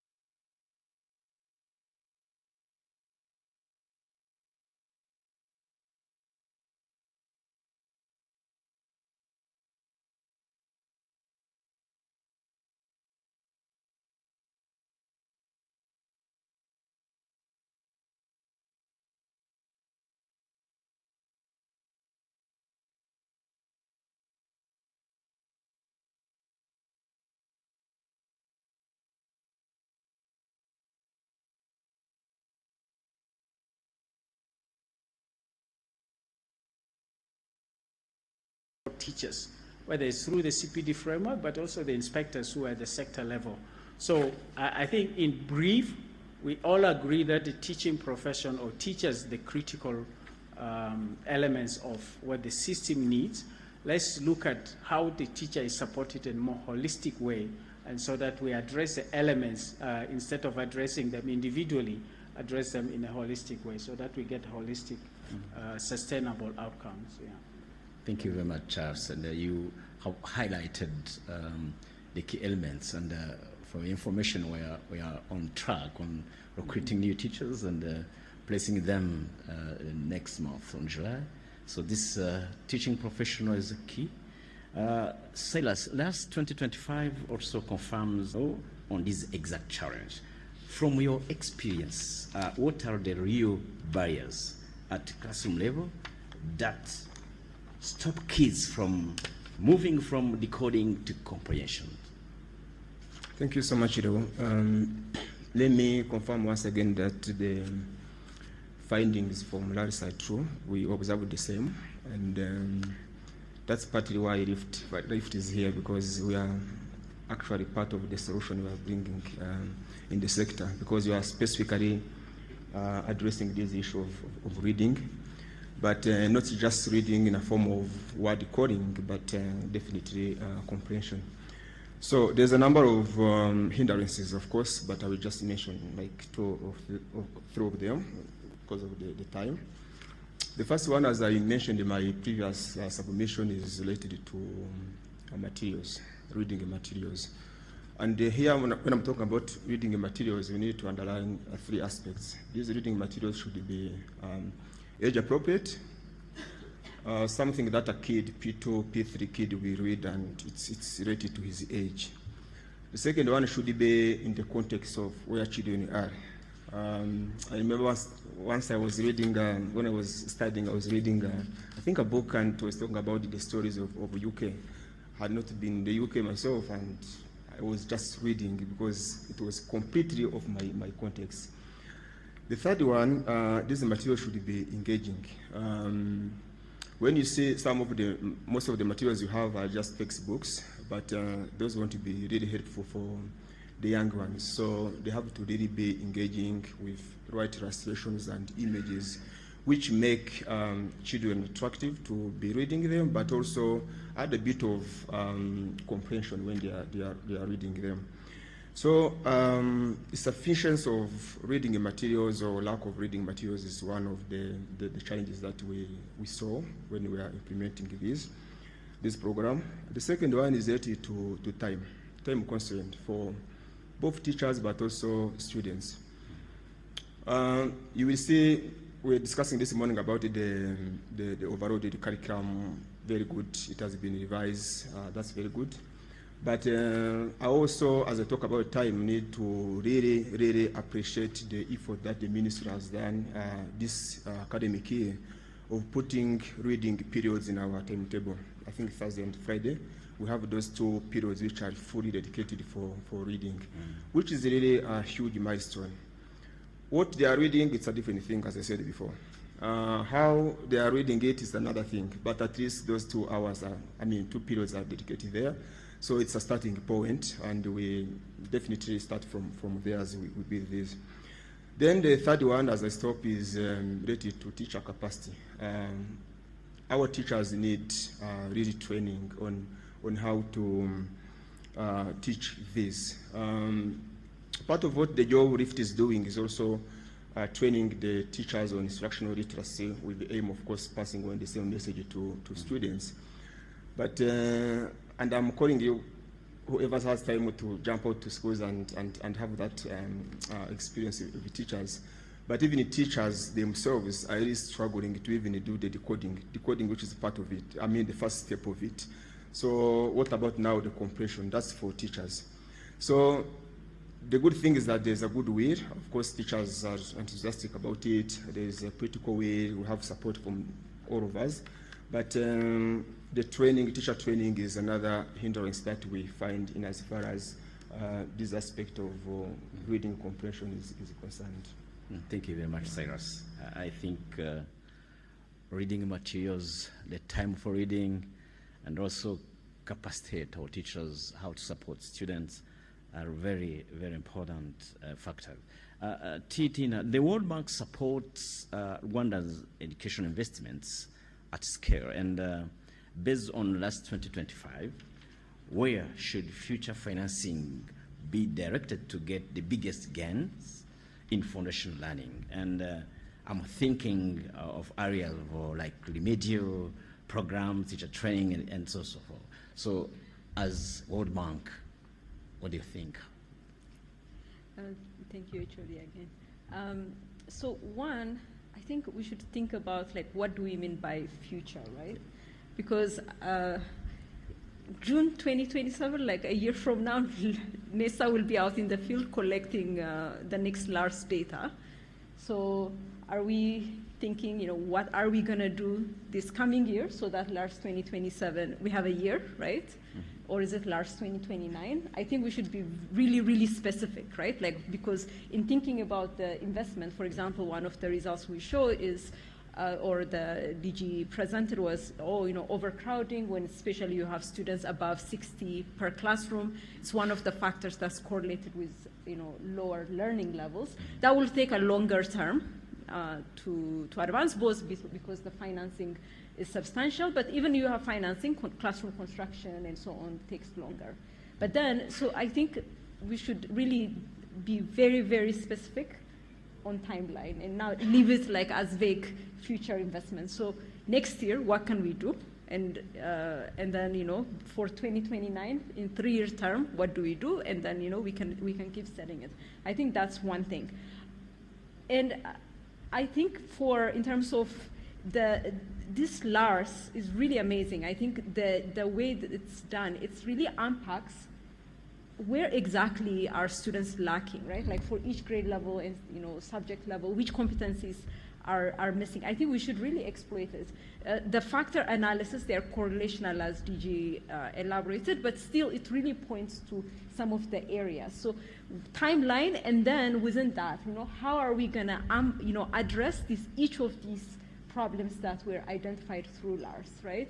And I think DDG already highlighted to a lot of things that REB has already done, including simplifying, streamlining the curriculum, and so some of the big changes are already made. So it's a matter of, I think, seeing the impact. But I think we should also look at now what is the complementary one, and deliberately, develop an action plan for the foundational grades linked with the foundational learning strategy, but really being specific next year. What type of materials? Is it, resupplying textbook, or is there additional type of learning materials? And where is that coming from? What can we do? I think we should really have a very, very specific planning session, almost an action plan development for this. Since you mentioned remedial, maybe actually let me comment on that one. So the really good thing is remedial education is not a new program for Rwanda. I think REB has already done the very hard work of raising awareness. Teachers expect it, schools are doing it, head teachers know it, parents know it, right? Like your kid during the school year or over summer, they might be included in a remedial, all of this, the logistics of it, how you deliver it, how you organize it, the really hard things are in place.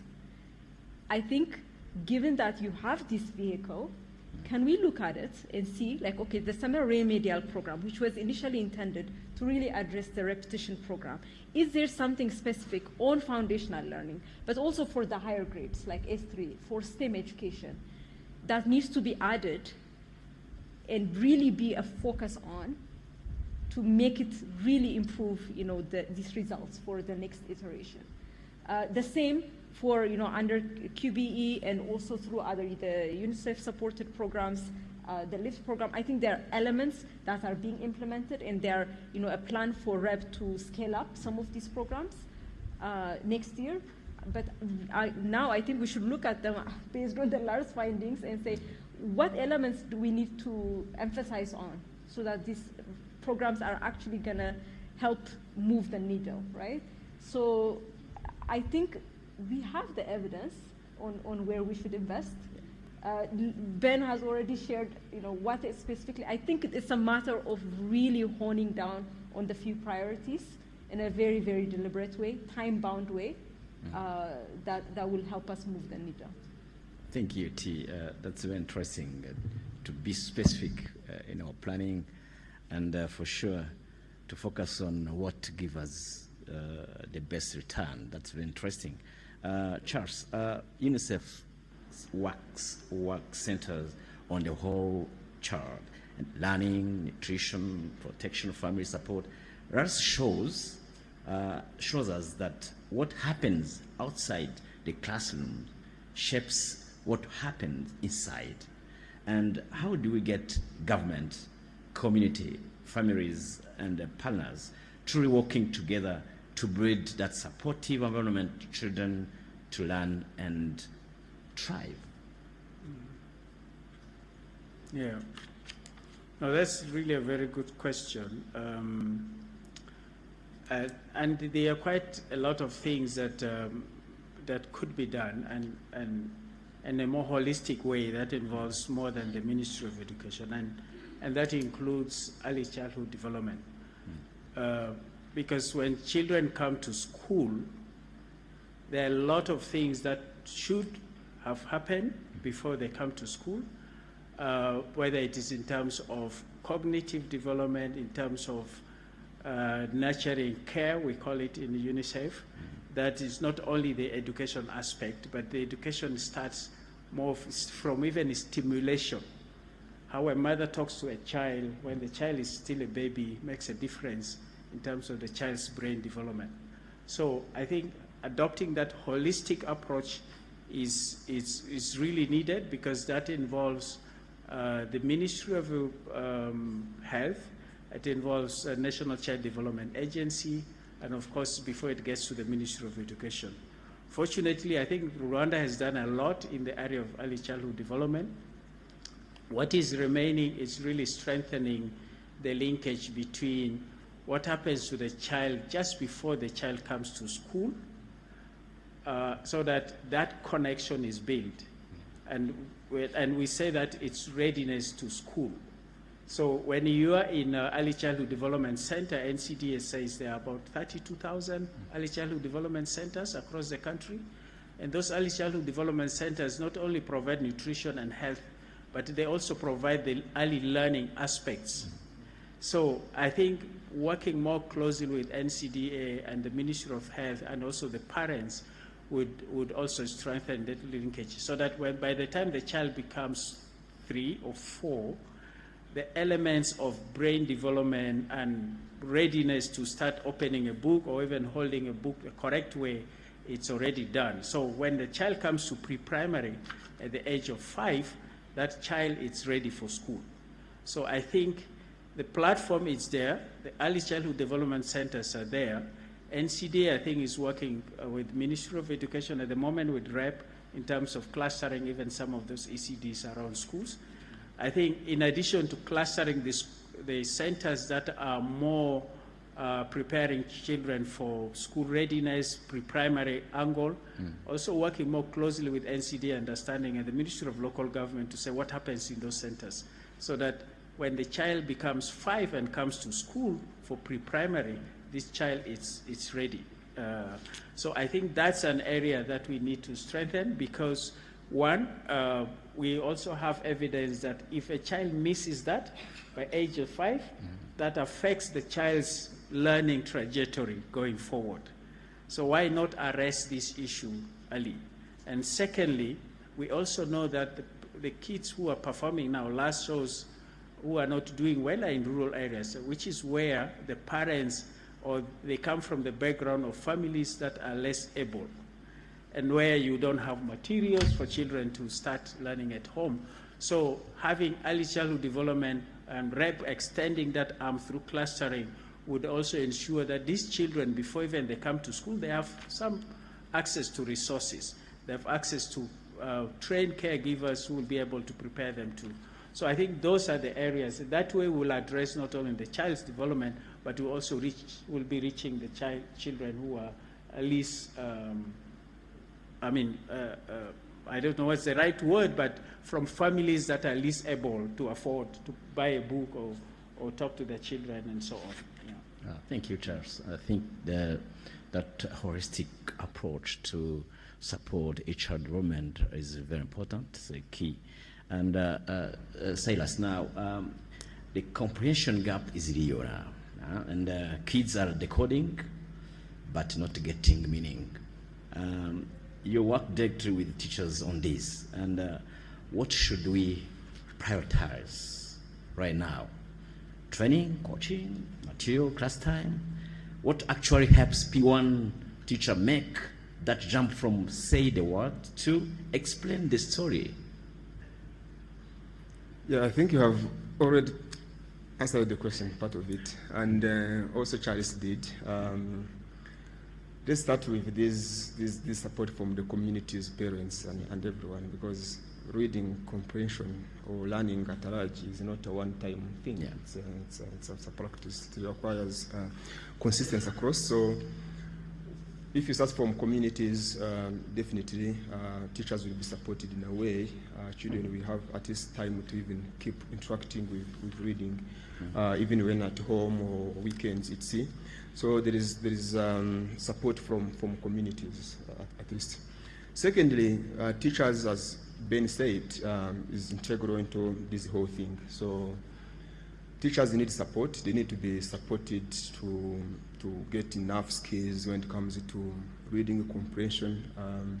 So they need to be supported with training, capacity building of the same, so that they are able to give what we need. And there are a lot of techniques to use. I don't want to go into technical matters, but they deserve some tips on how to probe, how to ask children open-ended questions, how to trigger conversation and discussion with students, so that that becomes really a kind of structured learning, that it doesn't just end from decoding, but it goes to comprehension. I don't think I need to mention the large classrooms that we have been discussing this morning, CPD time use, etc. So when you have done all that, actually it gets to integrated language learning, which is actually key. I don't have time, but the issue here we're even discussing is not even just one thing, but it's an integrated thing, which, as we saw before, it doesn't only end from reading the text and understand the text, but you saw that it even affects other subjects in a way. So teachers need to be supported themselves, but they also need definitely support from communities and policymakers across. Thank you very much. As we close, I would like to ask each of you for one specific commitment. As partners, we cannot leave this stage without the commitment. Looking at the last 2025 findings, what is one concrete action your institution will take to improve learning outcomes for Rwanda's children? And how will we know 1 year from now that is working? I can start with you, Cyrus. We committed already. As I said, the lift is specific around this, trying to address this reading comprehension challenge. You might be aware of the work we are doing with REB. Thank you so much, REB. We are trying to actually scale up what we've been doing in the 7 districts into other districts. So we remain committed to that great work. And what we really dream is a situation where when you go to schools next year or so, you'll be finding a lot of age-appropriate reading materials for our kids, enough time for children, but also teachers who are skilled enough to be able to support these learners. So we remain committed, Drift remains committed, despite, of course, some challenges, but we are already committed. I do not comment on the commitment. Yes, Charles? No, it's okay. That's a commitment. Yeah. I think, without being so too specific, but I know the area that we really UNICEF is keen to support is to see, as part of the government's commitment to increase pre-primary net enrollment rate to 65% by the end of the NST2 period. We are keen to collaborate with REP to see how we can, the government can be supported to extend support to these community-based early childhood development centers. Because there are I think the latest statistics shows there are 580,000 children enrolled in these facilities that are mainly community-based. And then in normal schools, there are about 600,000. So it's almost the same number.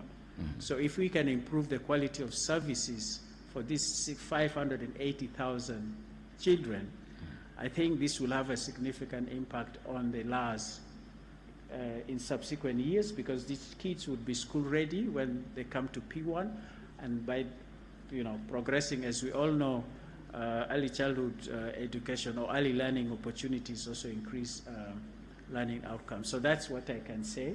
The clustering specifically, we're keen to see how we can best support that, so that these ECD centers have teachers that are deployed by RISE, and they also have access to materials. Thank you, Charles. Titina, people who understand very well the World Bank as a name, the first thing is financial support. Yes, what about commitment from World Bank? I don't know if at my pay grade I can make commitment for our institution, but I think one thing, somehow actually the LARS 2027 timeline aligns with our flagship foundational learning program with the quality-based education program. One commitment I will make is the bank team will support the Ministry of Education, the key agencies, REB, to look at the remaining key investments that are going to be taking place next year, draw lessons from all of the great program, including LIFT, the UNICEF programs that have looked at, to really see if we can repackage them, refocus them, prioritize them to actually move the needle. I think we have still an opportunity to make these last bits, including the remedial scale-up program that the bank project will support. I will commit that I'll take these results and continue to advocate for foundational learning, take the message outside of this room. I think we should all commit to make that and really change the narrative that this is not an investment that we can neglect or put back or wait on and so on. Right? It's urgent. I will make sure, I will do my very best to make sure that it's reflected in our country partnership framework and so on. I think that's really important that we all do in each of our respective agencies. Thank you very much. Thank you very much, panelists. And 3 messages today. One, we must invest where the evidence tells us, and in teachers' immediate support in classrooms. 2, learning needs the whole community, government together. 3, reading without understanding is not learning.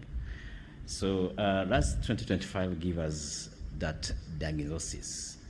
I think this is a practical session where we end with the commitments. Thank you very much for your, yes. I don't know if there is time for questions and answers. Thank you very much, Leon. I think it's a nice discussion, and I really enjoyed this conversation this morning. I think it is the same for the rest of us. Yes, of course, we have questions for you, and this time we are adding a commitment as well. Thank you for introducing that. So we are going to collect 3 questions, and then we shall assess whether we still have enough time to go for other 3 questions. Let's start with Yeah, thank you. Yeah, as Rwanda Basic Education Board, we wanted just to thank NESA for this dissemination. As our role is just to improve the quality of education, see what was just presented with the support of our education partners. We shall do what we can just do to make sure that the next LARS, we don't see this gap. We are going just to plan accordingly and make sure that we improve what was just shown as a challenge as far as education is concerned. Yeah, for the panelists, the competitions organized at school level, I can see them as one of the solutions just to bridge this gap. There are different institutions organizing different competitions, like Kigali Public Library, where they involve all schools, starting from village level to national level. There is also another initiative going on as far as English proficiency is concerned in all schools in Rwanda. Supporting this initiative also, we lead just to improve this gap which were mentioned in this report, like supporting the foundational learning, literacy, numeracy, focusing on P1, P2, P3. Now doing advocacy as our educational partners have been supporting. Is it possible just for starting for September to support these initiatives as far as competitions are concerned? Because the more students compete, the more they speak, they write, they listen, they read. And then this can also create a conducive environment. I don't know what can we do just to make sure these students learn from others during this process of different competition. I want just to hear from you if you can have a say on that. Thank you. Thank you, DG. More questions? Thank you so much. I'm Gervais from the Ministry of Education. I also appreciate the panelists for having talked on the teacher capacity. Mine is about if we want to capacitate teachers, it will be like a priority. Where should we lay an important focus between pre-service and the in-service teacher training? Maybe the question may be directed to Titina in terms of financing. Thank you. Thank you, Gervais. One more question? Okay, so let's, the panel, the DG has just opened that one question. Maybe Leon, see how that question can be answered. Yes, thank you very much, JP. I think DG started with the REB commitment, but also would wish to have partners also commitments on reading and writing competition at school level. So I think each end of you will have to give another commitment on that request from DG REB. Starting from September, how can we do that? Yes, you can start with Silas. Yes. It's a quick yes from us, because you see a lot of advantages when it comes to these competitions. It increases critical thinking, that fluence that we're talking about. There are a lot of benefits when it comes to such kind of competition, debates, etc. What we need to do is now getting it together, as we'll be doing it for most of the days. After this dissemination, I think, as Titina was saying, we need to again get together and really come up with a practical roadmap of how we need to get things to the next level. So, but it's a good idea, and then we need to definitely be having a discussion. But yes, we have what it takes to start these off in our schools. It doesn't really cost that much if it is well organized. Thank you. Charles? Yeah, I think this inter-school competition, I think globally we know things that happen, right? Like what is it called? The reading bee or something? Spelling bee, sorry, the spelling bee and so on. I think DG, we had quite a few discussions about how can we start something that will not only motivate students, but also create a culture where children would want to be their best as much as possible. I think it's something that could be discussed and see how it could be done sustainably, because you don't want to start something that will die after a year or two, but something that would motivate the school, but at the same time remain in the system. And this can usually be done best when it's built into the system as part of what it needs to be done to improve. So I think there is room to discuss to see how this can be done. Kigali Public Library has been doing it consistently for I think more than 5 years now. We normally participate. I missed the last one, the previous year I attended. So, and they're doing quite well, and you see a lot of joy in the faces of the children who have won with their parents and so on. So it's something I think that can be discussed and a way forward found. Yeah. Thank you. Titina, answering that question, you had also on Jerry's questions about where do we have to focus between pre-service and service in terms of financing. Yes.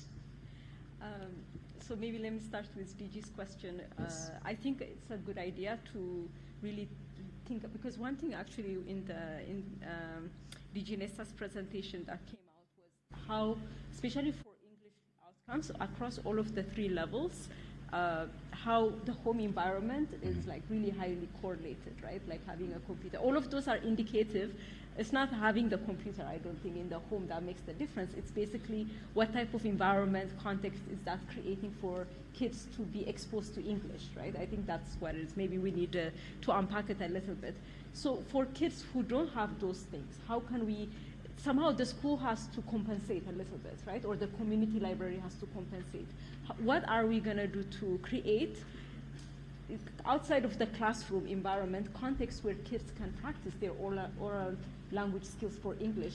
I remember, could it be a reading club, right? And kids love clubs, honestly. Like, I remember actually my school personally, when I was in Ethiopia, we had English club. It was like my favorite thing in school. We'd go Saturday morning, we were creating dramas and so on. And I really think that was actually the one thing that helped me learn English, not the grammar lesson in the class. So I think it's worth looking at it. I agree to Charles, like how do we make it sustainable? But maybe honestly, if like the school buys it and the head teacher thinks these type of initiatives are useful and they keep the school open, probably kids would drive it, maybe with one teacher or something, right? Just to create the environment where, kids as, they're reading, the love of reading is developed, they're speaking English, they're practicing, they're fearless. I think it's worth exploring, and I would look forward to discussing if that's something that within the programs can be, within the engagements that we have, it could be incorporated. On pre-service versus in-service, good thing we also have HOD. I think I will pass part of the, I'll give my insight, but I'll pass it actually to you. I don't think it's one or the other. Pre-service represents a really critical and probably very efficient way to generate a very competent teacher, right? Because they are in school, these young people probably are more open. It's the first time they're learning how to teach, right? So the new innovative ways, all of the things that we are talking about, how to teach decoding and so on, like all of the, the 6 skills are probably easier to train them on compared to an older teacher who was or somebody who has been in the system for so long, has done things and even logistically, right? Like they are in a school anyway, you are training them and so on. So I don't think it's one or the other. Yeah. Pre-service, honestly, I really don't think we should miss that opportunity.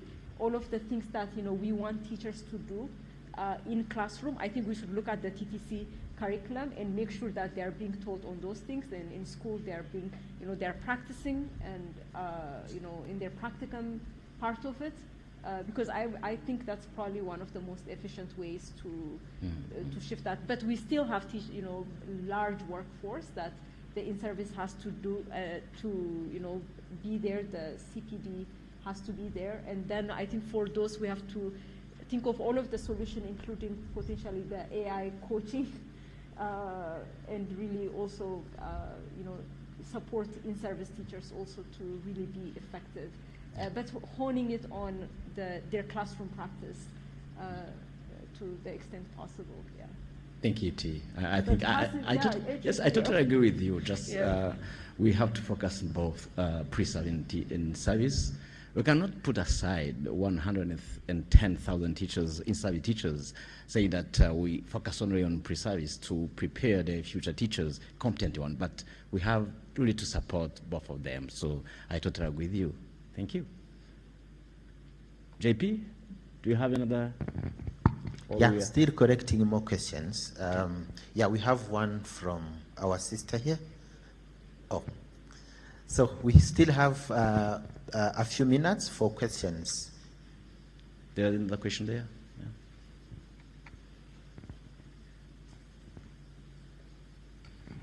Yeah. Thank you so much for the nice panel discussion. Mine is about how do we ensure that we support the teachers after training. We have been speaking about the inspection, feedback mechanism, coaching. So I was wondering if there is opportunity to start collecting information from the teachers who are implementing well what they learned from the trainings, so that they can be able to support their peers in their area. If we see that maybe there are some coaching mechanisms that are expensive, but if we use the teachers in the same area who are implementing well, this is something also that can work and motivate teachers to participate actively in the trainings and going back, implement what they learned. Thank you. Yes. Thank you very much. Maybe we can go for that. Yes, I think that's not a question. It's a good suggestion, and I really support the idea. Thank you. Yeah, thank you. Of course, we are going to give you a link where you can still send your comments, your questions, your feedback, and of course, adding any commitment that can add value to quality education in Rwanda. Yes, JP, let's perhaps before Please do. You close, and I would like to thank you, all participants, and I think this discussion has given us the direction. Now our job is to deliver, and let's meet again with the results for our children can read, understand, and use. Thank you. Thank you very much, and we really appreciate your panel. Shortly, we are going to be sharing a link at the end, but I think our DG Nessa, can do the closing remarks. Still reminding you that you can send your comments, your questions, your commitments, whatever you feel like is important for improving learning outcomes in Rwanda.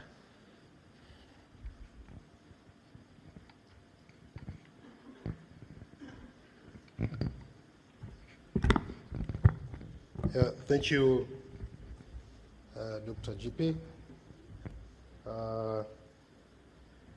I'm not going to take longer. I'll start by thanking everybody for having responded to our invitation and come and be with us today during this event of disseminating LARS 2025 findings.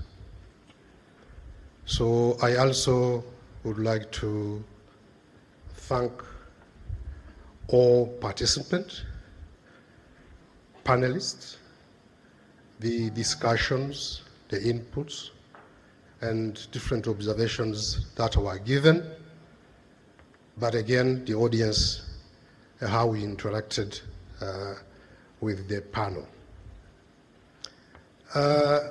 Now LARS findings are out. I would like to come back to one of the questions that were asked before by one or two teachers. In a sense, they were asking, the results are out, So what? What next? So let me use the words of one of the panelists. Let's make sure that the last conversation does not end in a few minutes when we leave here. Let's make sure that we use the LARS results to make sure that we work on the different areas that need improvement, LARS demonstrated, and make sure that during LARS 2027, we will be somewhere, again, disseminating or publishing the findings, but again, looking at some of the improvement. So it will be really, if I may use the term, a waste of time.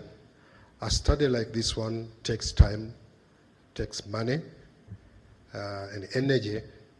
So let's really use it and not filing it in a cupboard somewhere or only publishing it on a website.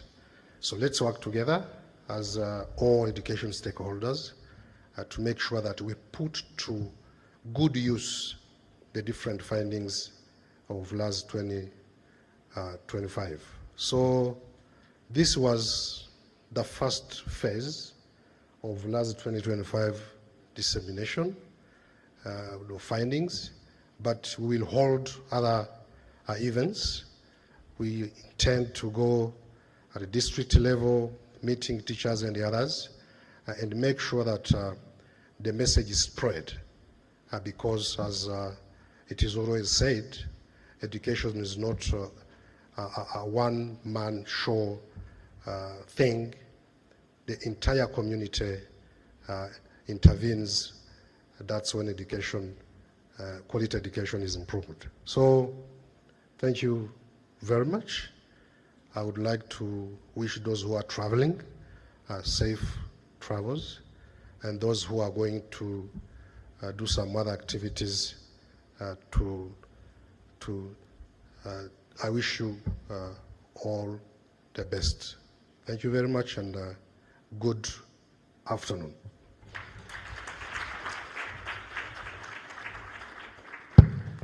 A few announcements. Vice mayors, if you have not submitted your mission orders, please pass to the registration table. And